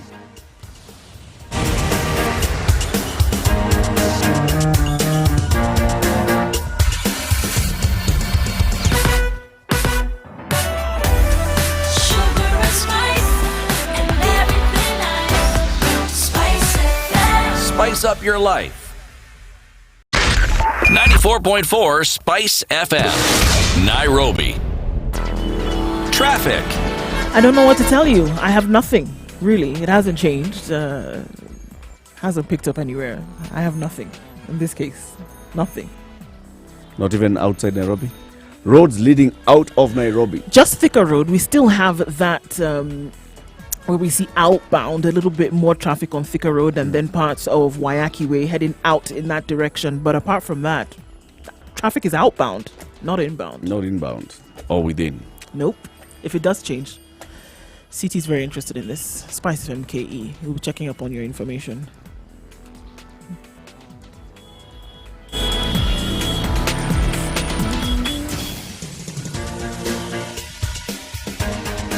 This is the Situation Room, the home of hard-hitting political commentary and penetrating insights about the state of the nation. This is a talk radio experience like no other. The Situation Room, a place for hard truths, debates, and elevated conversations. The Situation Room, witty, political, engaging, deep, controversial. In the room, we have C.T. Muga, researcher, academic, seasoned political observer, a fountain of wisdom in these politically uncertain times. Ndu Oko, Nigerian by birth, Kenyan by choice, communications expert, Pan-Africanist, a truth seeker and believer in people power, and Eric Latif, agent provocateur, the man in the chair, seasoned journalist, news hound, a man who believes in punching up, not down. This is the Situation Room. The 2 only minutes way to past start 9 your o'clock. day. Good morning, and thank you very much for tuning in to the Situation Room. This is Kenya's biggest conversation. 94.4 Nairobi, Malindi 97.7, Nyeri 90.9, Eldoret 96.7, Nakuru 96.0, 102.5 in Kisumu, 87.9 in Mombasa. We live stream the show www.spicefm.co.ke. We're also on Twitter at SpiceFMKE, Facebook SpiceFMKE, and YouTube. Our channel is SpiceFMKE. In the room, CT Muga, Nduoko, Eric Latif, and we're now joined by Professor Exen Iraqi. He's an economic analyst, economist, analyst, lecturer, University of Nairobi. He's the man who is here to help us advise the CS for the National Treasury, Okuritani, on what needs to be done to ensure that Kenyans are still here as Kenyans at the end of this coronavirus crisis. Asante sana, Prof, for joining us. Good morning. Thank you. But before we actually embark on asking you the difficult questions we're about to ask you, there is a saying that we brought into being this morning, and we're going to go through it again. Yes. Today's proverb. Yes, you don't teach the paths of the forest to an old gorilla. Yeah, the gorilla has always been there. Thank you. So how can you teach it what's it very good at? Excellent. There you go. Uh-huh. Let's proceed with that. Point is home. Yes. Right? Yes. Prof. Asante sana for Where joining is it us. from? It's from DRC. Where they have gorillas. The most appropriate place. Yes. That's if it came from somewhere in Masailand, they would never have used a gorilla. They'd have used something else. Lion, perhaps. Or a giraffe. Yeah. Aha. Or a zebra. Or an elephant. There Shall we keep are so going? many animals there. How much Keep going, further eh? can we go? The ones that remember, we can't say warthog. No, that one. It will not. You have to teach it every time. You have to teach it where it stays. Every new day. Prof, we are now faced with this COVID-19. There is what the traffic that you just had in Nduoko, reading the traffic update. No people on the roads. You've used the roads this morning. I was surprised it took about 15 minutes from Westlands up to here. I normally take an hour. See? That was quite surprising. A quarter of what you've been doing. Yes. Just because, we have less people going out, which means less economic activity. When people are going to work and all, then that's what they're not doing now. So it's going to have an impact. Definitely, in the short run, in the long run. Mm-hmm. And let me also make some correction that I'm not an advisor to the We are. CS Treasury. All of us are going to be. I am not an advisor. If I were, I would probably give him an invoice at the end of this. Oh, right. But the issue of coronavirus and economics is a big issue. It's not just in Kenya, China, US, developed and developing countries. They are all concerned about the long-term and short-term economic effects of the coronavirus. For one, it was unexpected. I don't think in the wildest of imaginations, anybody thought that this is where coronavirus or COVID-19 would take us. But it's here now. Mm-hmm. We are the people on the ground. We cannot behave like an ostrich. We must act. And I think that's the question you're asking me. How do we act? Yeah. I don't know whether you want me to rest before I answer or I continue. Just start answering it. I think there are two ways of looking at it. The first one is to look at the short term. If you look at the government lockdown that came on Sunday, which was very surprising because we were all resting on a Sunday afternoon, the president came live. It was surprising because we don't expect that on a Sunday afternoon. But it was good because we were given time for the next few hours before Monday to digest that. It means that people are not going to move to their workplace as they used to. It means that the demand for some services are going to go up. It means that some people are going to lose their jobs. Think of restaurants. See, we keep on saying that people can work at home, but you cannot tell a waiter to work at home. Yep. So a lot of people, particularly in services, are going to be negatively affected. Yeah. So that's the short run. So in the long term, we are going to see the whole economy going down. And I will not be surprised if we have a recession in the next few months or so. And what the government should be doing worldwide, and individuals and private sector, public sector, is to see how we can reduce the effect of that downturn in the economic growth. Let's start what is happening at the international level. As soon as the coronavirus was realized in the US, the Federal Reserve Bank cut the interest rates. The thinking is that if you reduce the interest rates, people are going to borrow money. If they borrow money, they are going to spend it or invest it. And that is going to increase the demand and reduce the effect of the coronavirus. So that means if you are going to buy goods and services, there will be demand, and less jobs will be lost. Apart from that, some people, let me give the American case because it is so open. They also say that the government could actually give money to people directly.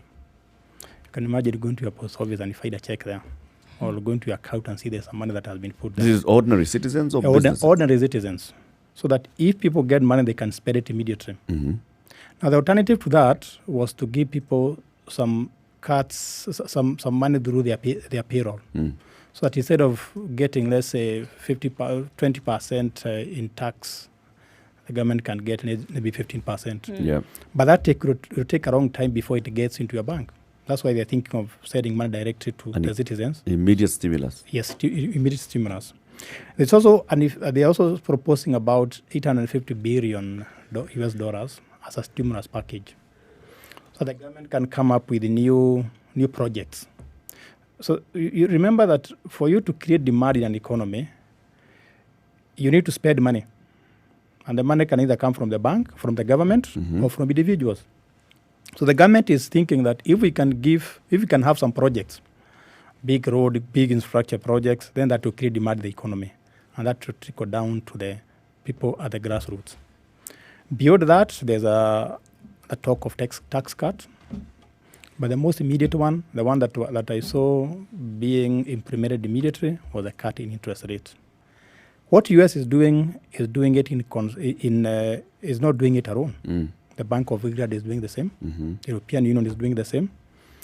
The Chinese central bank is also doing the same.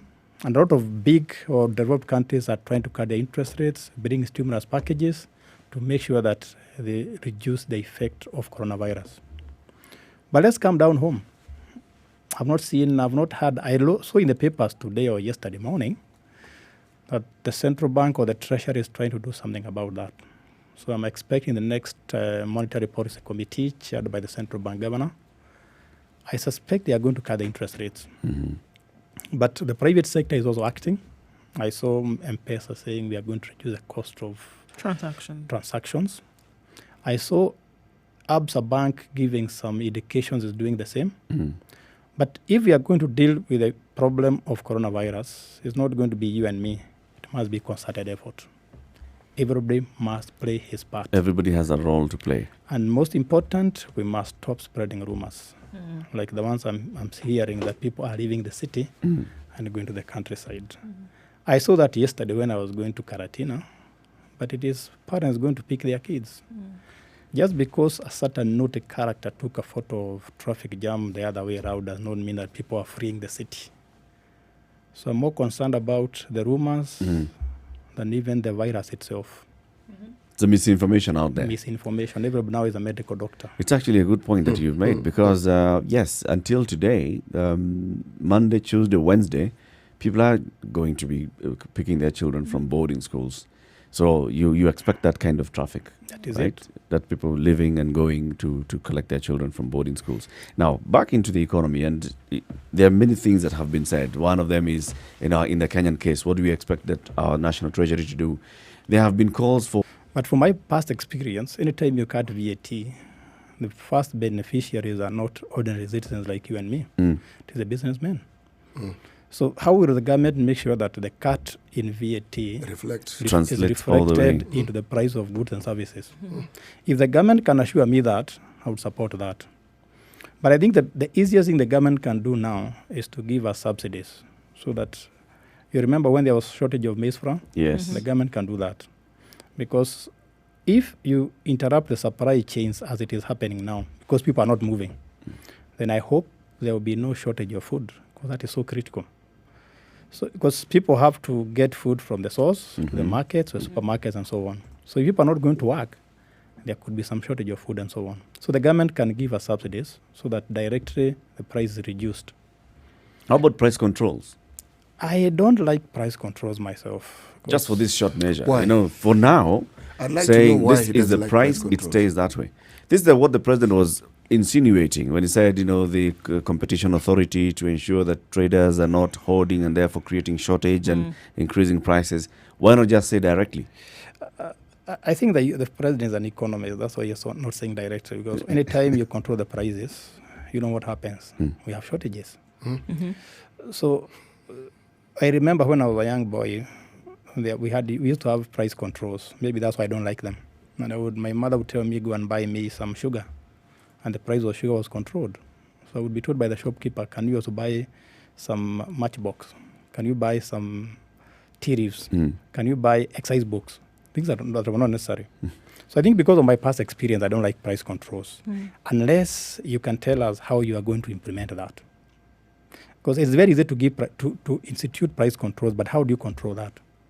So I think the best thing is to make sure that the supply chains from the farm up to the supermarket remain open. And as long as people are bringing food, we may not need any price controls. Essentially, you're favoring the market forces, and you're saying let them do what they can do. If the markets are allowed to do what they can do, but with the visible hand of the government playing a part. For example, if you look at a very simple market like sanitizers, you notice the price have gone up. Yes. They actually skyrocketed. If you control the price of sanitizers, guess what is going to happen? They'll be hoarded. Black market. Yes. And that will happen to another product. That's why I'm favoring the open market. I don't. If, for example, you have a problem of maize, I don't understand why we cannot start getting maize from where they're available. We have done that in the past. Yes. Because if more maize is imported, then the price will go down. You don't need to control. No, you don't. The problem is now there's now there's an issue of movement. Yes, that is my concern. But if you check in the global economy, the problem is more of people moving, not goods. Not goods moving. Not goods moving. That was going to be another question I had. CS Kagwe said yesterday that I guess he was speaking for a number of people when he spoke about the fact that imports now would resume and that when they were not going to put any kind of embargo on ships coming in to bring goods into the country. At the same time, we were saying that people should restrict their movement, but the movement of goods is allowed. Would that then help with what we see, making sure that things remain optimum? That's exactly what I expect. But goods are not transporting themselves. Yes. Goods, when goods arrive at the port of Mombasa, there are workers there. When the goods come from the port of Mombasa to our stores, there are workers there. They need to be moved by someone. And people need to be able to access them to consume. Totally agree. But if you look at the number of people working on a ship or working at the port, we can control that. But you get people in a plane, 200, 300 people on a plane, or in a matatu, or in a train. It's very hard to control.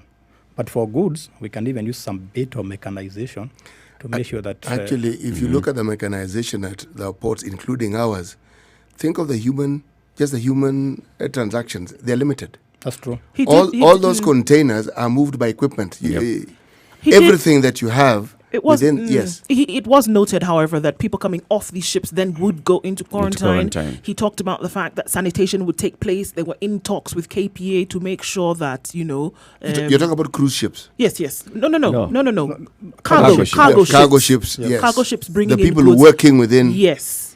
Would then go into quarantine and then they would work in shifts to make sure that, we don't have the same people who worked over 2-3 day period doing the same for the next 2-3 days. And I like that because already coronavirus is bad enough. I don't want us now to have another problem of hunger or shortages.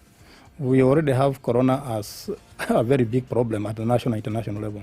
So if we can make sure that those goods can be able to come, we make sure there's quarantine for those who are working there, there's good sanitation, I think we can deal with the issue of food prices going up and other commodities. Take a short break and then continue with the conversation. Professor Aksan Iraqi is in the studio with us. He's an economist. He's a lecturer at the University of Nairobi. We're looking at the impact that this thing is going to have on our economy. Good morning, 16 minutes after 9. Spice FM, Nyeri. The weather with Spice FM. Mostly cloudy conditions in Nairobi at 19 degrees. A chance of rain in the afternoon with highs of 23. It's cloudy in Nyeri at 18 degrees. Thunderstorms expected later with highs of 23. In Nakuru at 19 degrees, it's mostly cloudy, giving up to the afternoon of rain, highs of 25. In Eldoret, it's mostly cloudy this morning at 17 degrees, highs of 24 with an afternoon of rain. In Kisumu at 22 degrees, showers expected in the afternoon with highs of 28 and lows of 19. In Malindi, a warm day at 29 and mostly cloudy, highs of 32. And a chance of rain as well. It's cloudy in Mombasa at 29 degrees. 32 degrees will bring in rain as the high. In Kampala, it's raining already at 20 degrees. Chances of thunderstorms following in with highs of 25 and lows of 20 in Dar es Salaam. It's cloudy conditions this morning. Thunderstorms expected, highs of 31 and lows of 25. Looking into Johannesburg at 15 degrees. Cloudy conditions through the day with highs of 21 and lows of 13. Wrap it up in Lagos. Clear skies this morning with some cloudy conditions to follow. Currently at 28 degrees. Experiencing highs of 34 and lows of 27.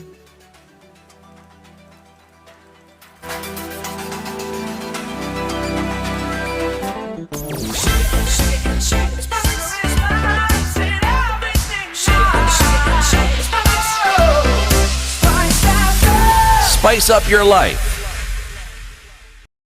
Mature, intelligent talk every morning. Spice up yourself.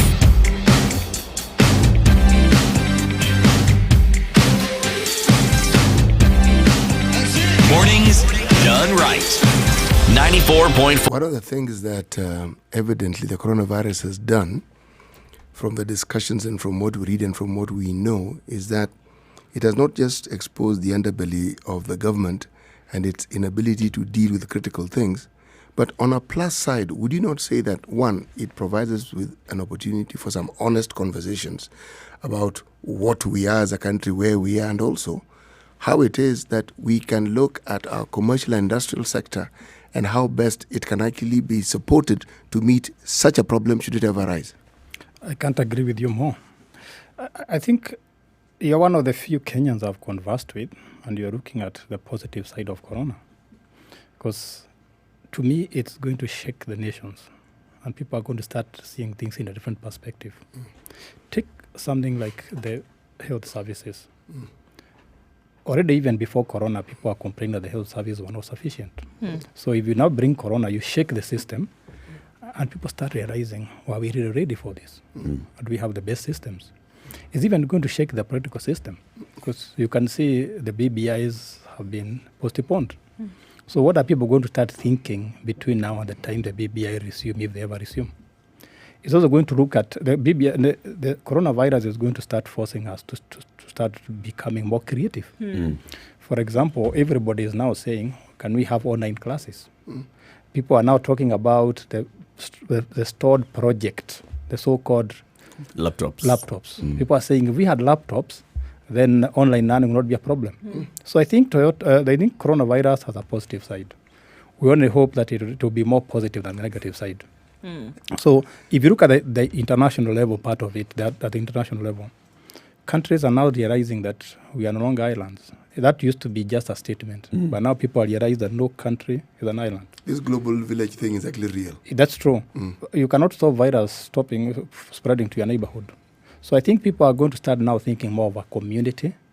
We're going to start thinking more of a global community, not just a country or a county and so on.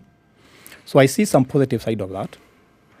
And at the scientific level, we are going to see people fighting to come up with a cure or a vaccine.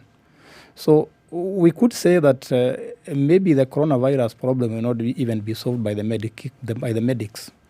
It will be solved by businessmen looking for profit. Some techies somewhere. As they look for cure or a vaccine. Yes.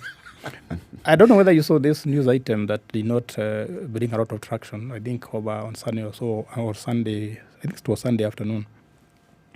The German farm that's about to get a vaccine. The one Trump was trying and to... then America's overtake it. Yes. So that's why that's the economic part of coronavirus. So people are seeing not just the virus, but the economic part opportunities. Of it. Yes.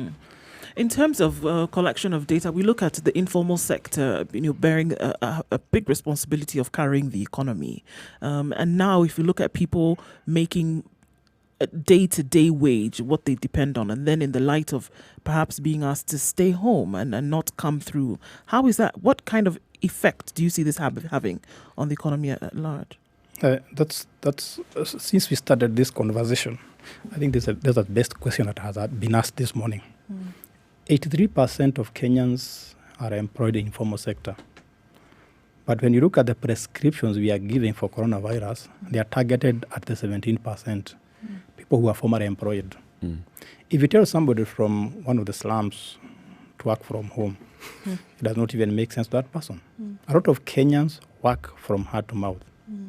What they make today where they go to work is what they eat today. And I think we are not putting enough focus on this group, which is the majority of the Kenyans. So one of the things we need to do very quickly is to see how can we save the smaller businesses. And maybe one way out would be to give them some loan guarantees, so that if I have a small business like a kiosk or a saloon or a car wash, I can go and borrow some money, and then the government guarantees that, so that I can pay at a lower interest rate or be given a longer period of time. Because the informal sector, as you put it, is the backbone of this economy, not the big multinational corporations. But we have not put enough focus on this group, which is very critical to the Kenyan economy.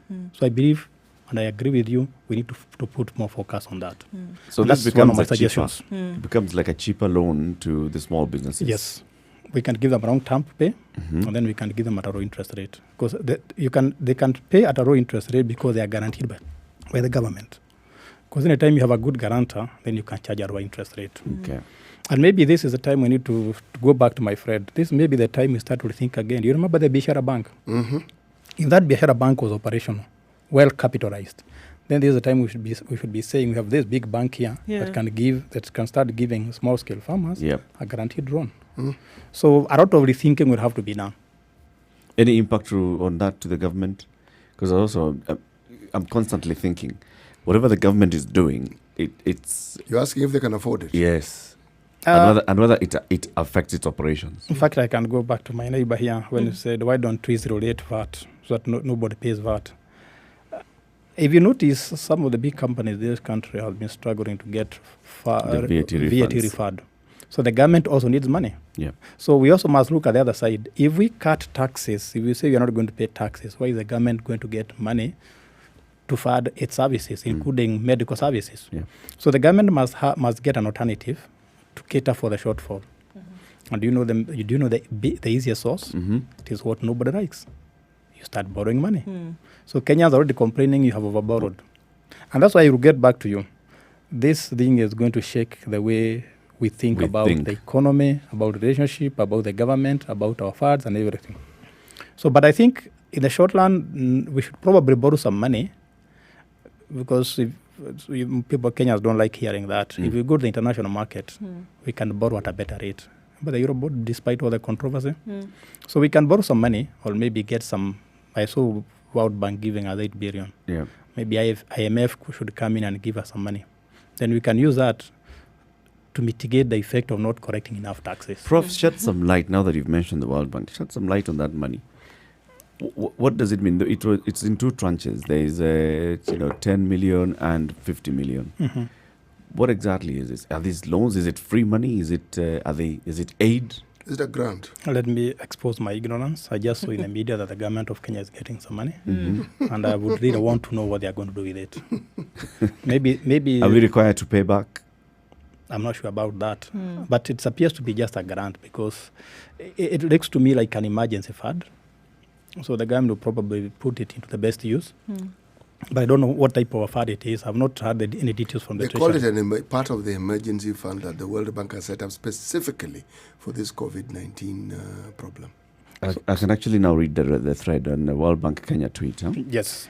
So the World Bank has committed $60 million to help the government of Kenya respond to COVID-19, $50 million from COVID-19 financing facility, and $10 million from contingency emergency response component of transforming health systems for universal healthcare project. So there we go. But we have not been told specific at what the government is going to do with that money. Yeah, is it buying sanitizers? Where the government takes the money now is the issue. Is it building isolation walls? Can we ask what would we expect of a government with a fund like this to do, given this current situation? Coming from an economic point of view, what would you expect, Prof? I think I would go for the low-lying fruits. The first one would make sure that essential equipments are available. For example, if you look at one of the biggest problems of COVID-19 is that people need ventilators. The medical workers need some special equipments. I've been seeing people in China and others putting on some interesting gowns. So we must make sure that all the medical workers have such equipment. We must make sure that we have isolation wards, because I have been seeing counties saying they have isolation wards. I don't know how they were built in 24 hours. They really equipped, because I've not seen anyone. Most of them are not open. We just seen a signboard. Yeah. We saw that a survey was done, and quite a number of them are ill-equipped. That is it. Yes. So maybe that's one area the government, this funding from World Bank should focus on. Make sure that we have isolation wards, the basic equipment like gloves, masks, not for people like me, but for the medical workers. Yep. And then isolation wards are good enough to take care of any person who is taken as a victim of COVID. So it goes straight into this. Yes, none of this money should pay salaries. I think the government already has been paying salaries for the workers. I don't think we are. I in my opinion, or from the best of my knowledge, I haven't seen that the government is hiring new workers. I think they're just hiring the existing workers. Yep. But if they are needed, we can also put that in. We can also hire them maybe for short-term contracts, because to me the most important thing is the patient for now, to make sure that anybody who has been caught with the coronavirus is rated, Yeah. we stop the spread. Because if you know the way that disease is spreading, the most important thing is to stop, not even to isolate. Yeah. So let's make sure that we use also that money for surveillance. Because everybody is asking, this person who had coronavirus, how did he get from Ohio through London, through our airport, to Rongai without anybody detecting? If the standard group can check my temperature outside here and give me sanitizer, are you telling me that standard group is doing better than the airport? And the government of Kenya. And the government of Kenya? So I think there's also a bit of laxity that we need to tighten, to deal with. We were speaking to the chairman of the Kenya Tourism Federation, Mohamed Arsi, yesterday. And he said, look, as the private sector, like at the hotel industry, is already used to these kind of shocks. And what they do is they call up their staff, especially the coastal hotels. They tell them, look, we're going through tough times. Instead of laying you off, take pay cuts. And they all agree. Take pay cuts for a period of time. Or unpaid leave. Or unpaid leave. And then you come back and we resume and work. And you were saying, why doesn't the government also look at it the same way? All those people who are working in government, especially the non-essential right now, talk about reducing your wage bill. That sounds a very logical argument from an economic perspective. However, but politically, it's not very palatable. You start hearing guys saying that our people are being finished, that you are laying people off politically or selectively. Targeted. So I think from an economic point of view, it makes a lot of sense. But it's about time we bite bullets. And that is exactly what leadership is all about. At a time like this, you make unpopular decisions. You make decisions that people don't like, and live with the consequences. And I believe for now, such decisions will not be very hard to make if BBI is real. Oh, yeah. Because nobody should talk negatively. They are in the same boat. And actually, it's an opportunity, in a sense, to make those hard decisions that previously you couldn't make. That's true. Yes. That's why I still keep on agreeing with you that coronavirus will force us to think in a different way. Yes. It's a big opportunity. It's a massive opportunity. The situation, take advantage of it. This is Kenya's biggest conversation. Professor Aksen Iraki from the University of Nairobi. He's an economist. He's here with us in the studio, helping us to look at the likely impact of coronavirus on Kenya's economy and what the government and the people and the private sector can do to cushion themselves. Good morning. We'll open up the phone lines. We'll open up the phone lines after this short break, taking a look at traffic. 0719-012-600. Any questions for the Prof? Any comments that you'd like to make? 0719-012-600. 29 minutes to 10 o'clock. Good morning.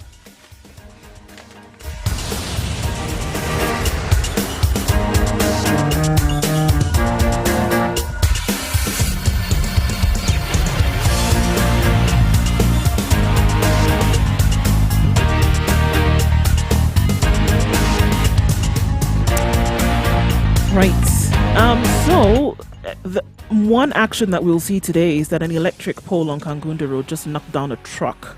And there's an emergency situation there and asking for emergency services to respond to this. So Kangundo Road is where you don't want to be right now because of this accident. But there's still no traffic even with that. Everywhere else seems to be clear. A little bit of traffic outbound. Remembering this is a day where a lot of secondary school students in boarding school, or rather boarding school students, will be coming home or going home, wherever that is around the country. So that's probably what you'll see pockets of traffic about. Apart from that, nothing much to report. Do let us know if you do see something, and we will spread the word. SpiceFMKE is how you can reach us on Twitter. One more thing though. Another bus rolls down near the Maasai diversion, unfortunately right around Narok town. So it's a major accident that has happened there this morning. Give you more details as we come back.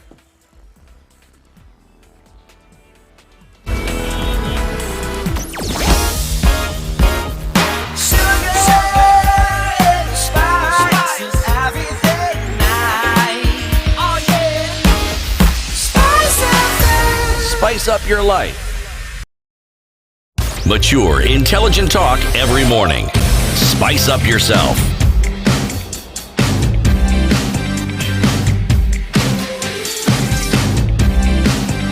Mornings done right. 94.4 Spice FM. So the government should clear outstanding VAT refunds, cushion SMEs by reducing VAT and corporate taxes and zero-rate taxes on essentials. This is what the chairman of the Kenya Association of Manufacturers is proposing. Tax refunds. The reason why they don't have the refunds yet is because the government is cash-strapped. Is this likely to... Is the government really cash-strapped? I mean, I hear it often enough. I have to ask. Yes. Good question. That's why I can see an empty mic there. We should be having a government official sitting here to answer some of those questions, because they're very hard questions. But I think sometimes the government does not fail to give tax refunds because they have no money. It's because sometimes it's very bureaucratic.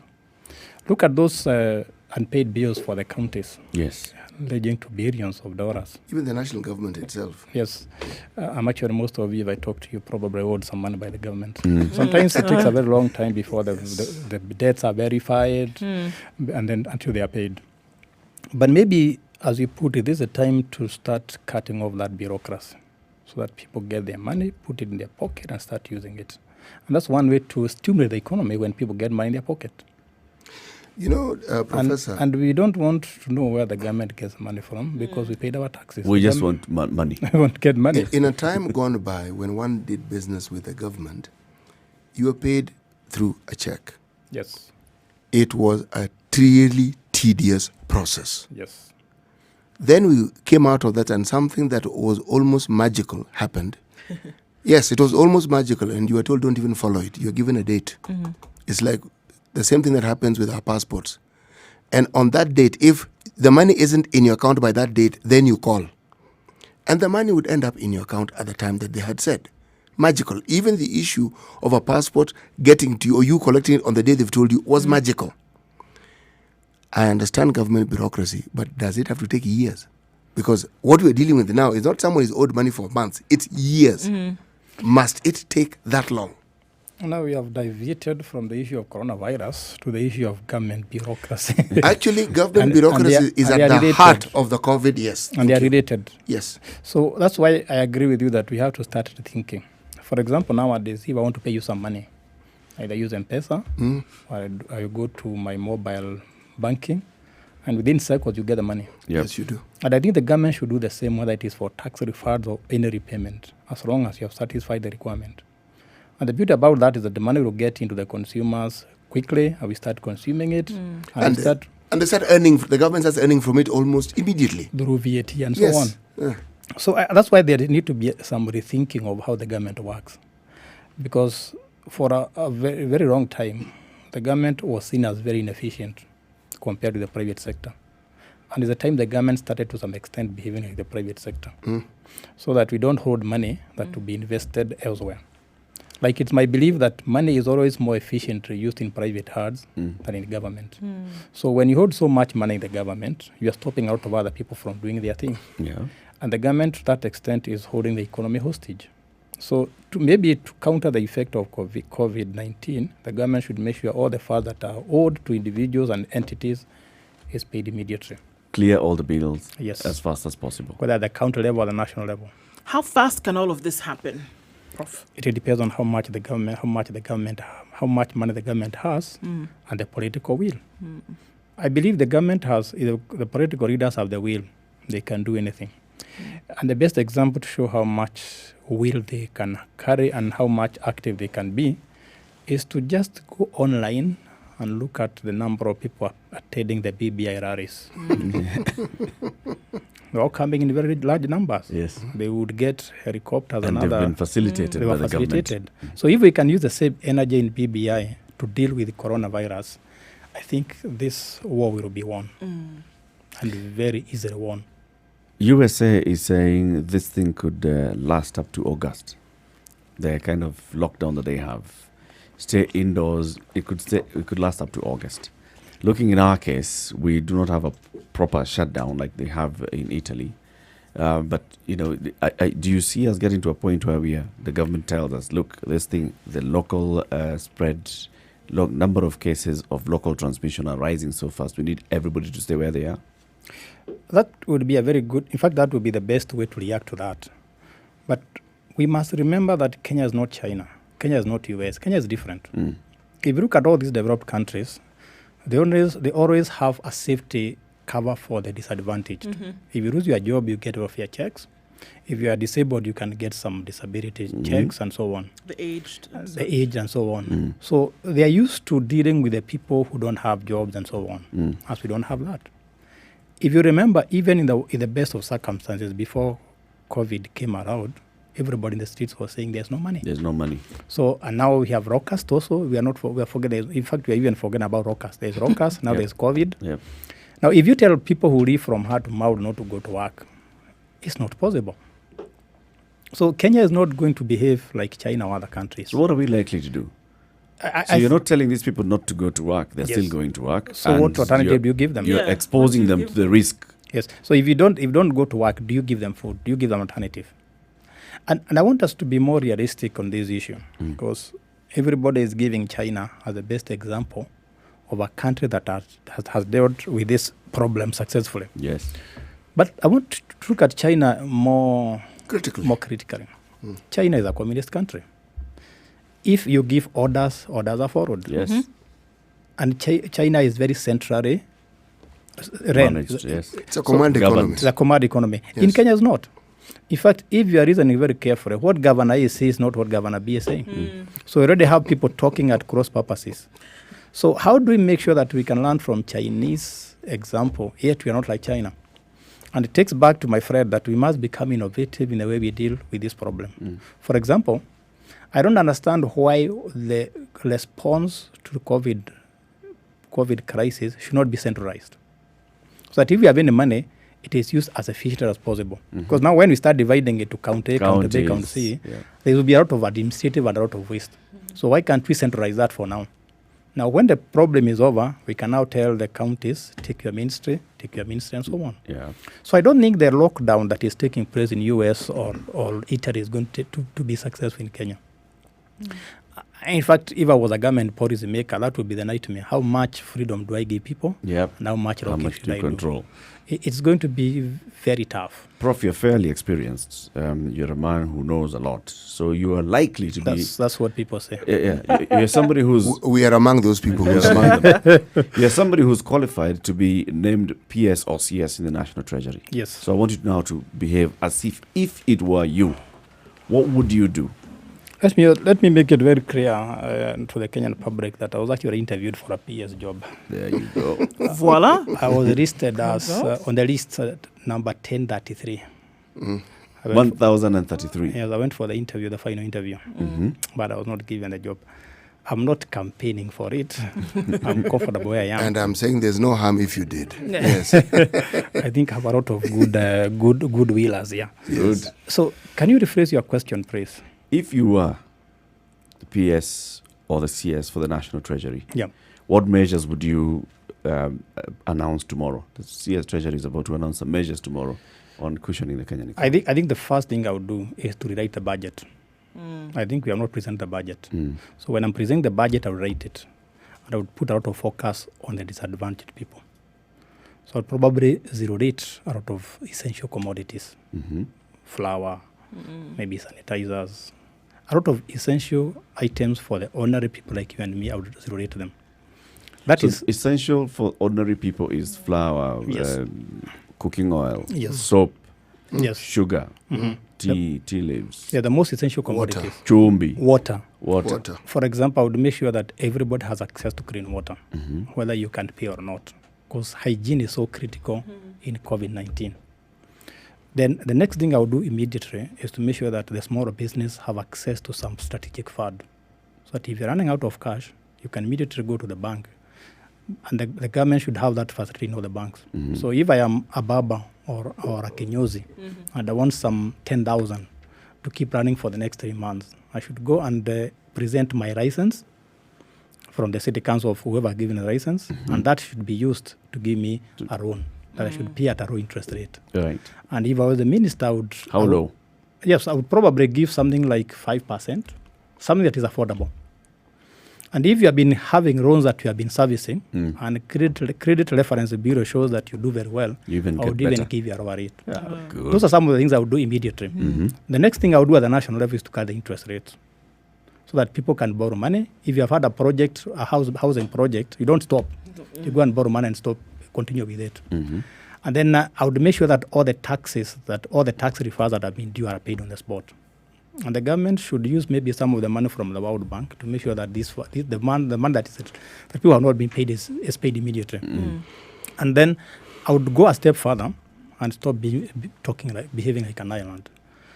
I expect by now the president of the East African Community president should have met by now and come up with a concerted effort on how to deal with this virus. In the region? In the region. The same way the G7 are meeting together, the same way the big economies are teleconferencing because they may not go and meet. So we should be seeing those people coming together and saying, wait a minute, how does Kenya, Uganda, and the rest work together to deal with this problem? Right. Because if you look at something like the Kenyan economy, a lot of our exports go to Uganda. So it is for our interest to make sure that whatever we do does not affect Uganda. Yeah. So that is what we should do at the international, at the regional level. Of course, at the international level, we are seeing World Bank giving us some emergency fund. And maybe we should now be talking of how to reschedule some of the loans that we are supposed to pay. So renegotiate the paying terms. With people like China. Yes, so does that qualify me to become the next PS? If you're not the next PS, but then there's a problem. We're going out on the streets. You may find yourself on the street alone. Prof, I always say that it's never too late for development. Yes. It can happen at any juncture. And we see this now presenting a perfect opportunity to probably work on the management of a country's economy. Would it be a beneficial thing if we then see the effects of this kind of rejigging of the economy much later on, even after the pandemic has come and gone? That is my greatest dream, that this becomes an opportunity, as he put it, to rejuvenate, to go through an economic renaissance. And let me give you a good example. The reason why the rates for M-Pesa were cut down to transfer money from one place to another for fast below 1,000 is to encourage people to be cashless. Yeah. And my hope is that as soon as this coronavirus is over, we shall continue being cashless. Yes. Because maybe more than 90% of our transactions are online, are cash. Already cash. So maybe we can make that a habit. And all these changes we are coming up because of coronavirus should become permanent. So that your VAT refund is on time. Yep. The government pays its money on time. Yep. The smaller businesses are always facilitated, because we would want them to keep on expanding and move from being SMEs to big corporations. So the efforts we are going to come should not be short term. They should be institutionalized after the COVID is over. You know, there's something that perhaps at a social level the government has to consider in terms of whether the activities that they've currently planned would generate. It's called confidence. Yes. It is, whenever you have a situation like this, you'll find that the national morale can get to an all-time low because of just a certain sense of helplessness. I'm going by what you've said. You see, when efforts are coordinated, whether it is the health sector, whether it is the Ministry of Transport, if it is finance, if it's clear that these efforts are coordinated and they are reading from the same script, and whenever solutions are being offered, it's in coordination. One, there's that feeling that the government is actually addressing this issue. And is in control. Yes, and if you sort of like say, okay, some of these things, we're not leaving the counties to manage them, we are managing it from here. Again, you feel the government is actually in control and they have this. And it will guarantee the things that the Professor mentioned. Our trade partners will also feel that this government has its acts together. And they will see it because industry will be supported so they can do what they're doing. Our exports will continue. All these things that we're saying will become a possibility because of that coordination. But there's one particular disease that I do not know how we can get rid of because it supersedes all these things. Even at the heart of a crisis like this, some idiot somewhere is going to put self-interest at the fore of everything. How do you deal with this? Yep. Even political. Yes. Political interest, financial interest. Let me take you back a bit. I don't know how many of you have spent some time watching the TV when President Donald Trump was reacting to we can go with the first one. It's actually the first okay. one was fine. The first was It perfect. was nice and descriptive. Mm-hmm. Yes. No, I want to go beyond his talking. Yes. If you look at the people behind him, Yep. there was one curious face. I don't know whether any of you noticed him. Ben Carson. Yes. What was he doing there? He was sending a message. He was sending a message. That's the confidence I'm talking about. So that when the government spokesman is giving a speech, there should be some medical doctors around there. Yeah. To see that he is giving his information from an informed position. Because to me, confidence in the economy is so important. So if the people realize the government is very sure of what it is doing, if people don't lose confidence in the economy, there's no reason why things are going to slow down. Because in fact, sometimes the biggest problem in the economic slowdown is not so much about what people are doing. It's just losing confidence. Because you not buy, you not sell, you hold the money, people abroad do not sell the money, and so on. So that confidence is so important. But to react to your issue of selfishness, I don't want to believe that Kenyans are on average more selfish than any other people, any other citizens of this small planet. They're not. They are not. Our leaders, however, I seem think it's to... the circumstances. If, for example, you are selfish, you are greedy, there are any consequences for so doing. Do we reward We have a conducive environment. Yes, do we reward those people, for example, who are very good? And I want to become a bit radical. If you open our newspapers, listen to our radio stations and TV stations, we give corrupt people a lot of airtime. Yeah. Headlines. Yes, we do. No, we know guys who are and very good in this country. They have never even killed a cockroach in their own house. Yes. But we don't publicize them. So I think we create a very good environment for people to be corrupt, to be selfish, to be self-centered. I know there are people who have been price gouging sanitizers. What have we done to them? Yeah.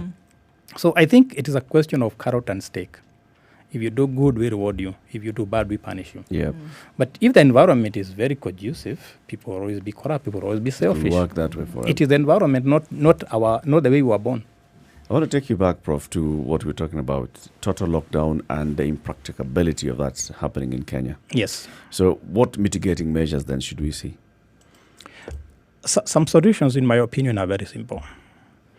I saw that happening in Australia, where they are saying that the elderly should go to the supermarket at this time. Between 8 and 9 a.m., yeah. Yes. One of the things we need to do immediately is to make sure that supermarkets open 24 hours so that the shopping is distributed. Right. So if the shopping is distributed, we avoid crowds. I remember when the president announced that schools are going to be closed, everybody was rushing to the supermarket. And to me, I was wondering, you are running away from COVID virus, but you are going to the crowd. Going to get.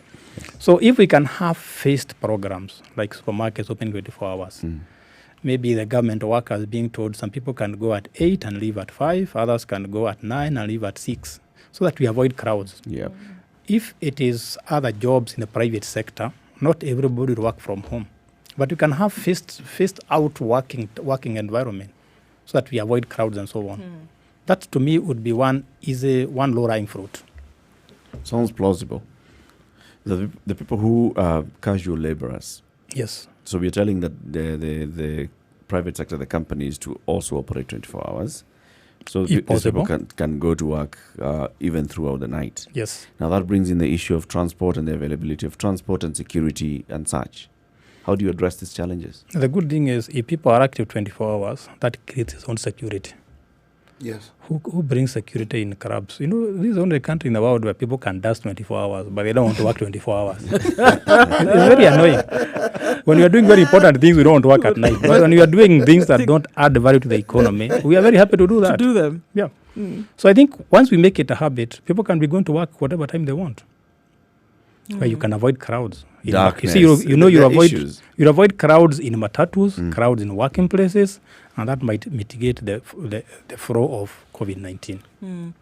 I want to look at, I mean, there've been talk, it's been coming out quite alarmist that, economy... Can I pause before you ask the question? Yes. We take this caller. This is Ajode calling from Kisumu. Good morning, Ajode.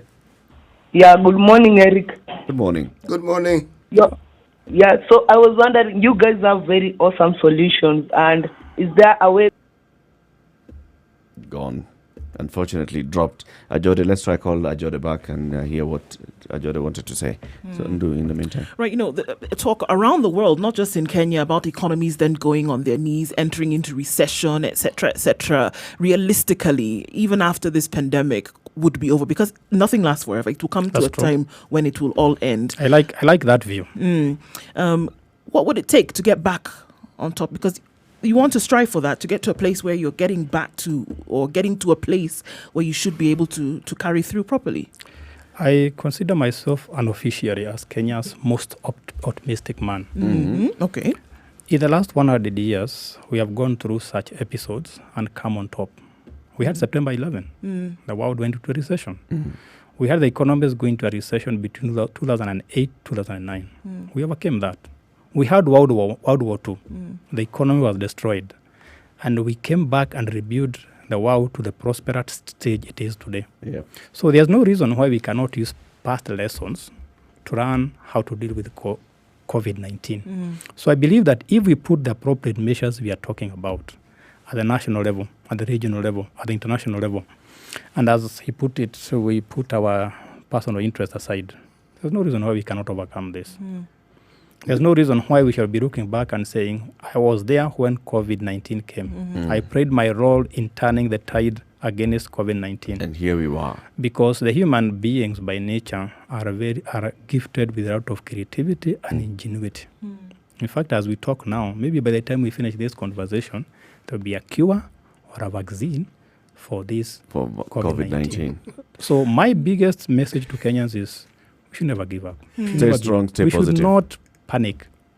We have overcome bigger things in the past. The even this one should overcome. Ajode is back online. Okay. Ajode is in Kisumu. Good morning, Ajode. Yeah, good morning, Eric. Yes, good morning. You are making a point. Yeah, I was saying, Spice FM, this is the best thing from the standard group, I must say that. And also, you guys have very awesome solution. And I was wondering, is there a way this is getting back to the government? Because we shouldn't just be talking, and this isn't reaching the government to implement the things that you say in the station. So is there a way, the awesome solutions they are coming up with, are they going back to the government? Siti Muga, respond to that. The government listens to us very avidly. And we also in touch and in contact with key government personnel who deal with such matters. But the answer to your question is, you, my friend, are also part of this government. There is no government as such without the individuals such as us and yourself. You voted. Yes. So if you are listening, indeed, you as the government are listening. But as the structured government that we speak of, that we have given the mandate to look after our lives, yes. They also listen. Let's finally finish the conversation this morning with today's proverb, and then you can tell us where it's come from and what it means. Yes, and I actually mentioned where. I want to make a small comment if I'm allowed. No, please, you may. Yes. Very good. You talked about the positive part of COVID-19. Yes. As an academic, I see a golden opportunity. This is the first time we are telling academics that you put your thinking into practice. Yes. Sociologists will explain to us how people are going to behave when they are isolated, and psychologists will do that. Economists will tell us how does the economy behave when there is such a pandemic. And even mathematicians will be modeling the progress of this COVID virus. So let's also not just look at the negative part, but also look at the positive part. Absolutely. You know, what you're saying is so true. The Ministry of Finance have an opportunity. All those clever economists and finance people we have there, this is the opportunity to put on the regulatory hat and see how they can do this balancing out of the finances, the social element, the economic activities. The saying. They have a perfect excuse. This is the perfect opportunity for all these things, to put them to the test and to see if it works, because we have a problem that requires a solution and an immediate one. And learn out of excuses. Yes. Exactly. You don't teach the parts of the forest to an old gorilla. The saying comes from DRC. And early in the morning when you asked, it may sound facetious, but it was deliberately so. And I said, to understand this, I will give you a saying that you perhaps would use to consider. You cannot teach your grandmother how to suck eggs. Okay, now get you thinking. Can you confirm that's not a fake proverb? Oh, that's why I said I give you a saying to think about. It's not even a saying. But it brings forth the idea that age has notable, usable, user-friendly wisdom that must be taken advantage of. And instead of taking time to try and reinvent the wheel in certain cases, rely on what you know. And this situation that we have here is a perfect example. There are parts that are known. We've seen people following in regard to the COVID-19. We don't need to invent ours. We just need to look and tweak it to suit us. That's all we need to do. Tweak it to suit us. We also don't need to be clever in trying to find ways in which we can actually do things that we know we can do because we had HIV, it was virus. That's true. And we had systems that dealt with it. Ebola. We're not starting from empty. We know where we are starting from, so we need to utilize this. And this is not the opportunity where you politicize things and you bring big government nonsense. This is where you actually find solutions and prove that the positions you are given in government, it's a second chance for all these no-gooders that we've had. It's a second chance for them to actually prove that we were not entirely wrong in asking them and allowing them to be yes, exactly. You don't? You do not teach the parts of the forest to an old gorilla. What about if it's young? It will have to learn from the old gorilla. It's taught by its parent. Yes. Professor Aksenina Iraki, thank you very much for joining us. Thank you also. We'd like to extend another open invitation. We'll call you again, especially once the National Treasury gives us the measures. We'll call you again and at some point. I really want to see what is in the budget. Yes. Maybe it should be called the Corona budget. The Corona budget. Yes. Forget about calling it cushioning the big four out and about. We have been discussing coronanomics. Coronanomics. Thank you. Asante sana. Thank you also very much for tuning in to the Situation Room with Kenya's biggest conversation. My name is Eric Latif. We have CT Muga Nduoko and Professor Aksen Iraki from the University of Nairobi. Have a good day. It's 10 o'clock.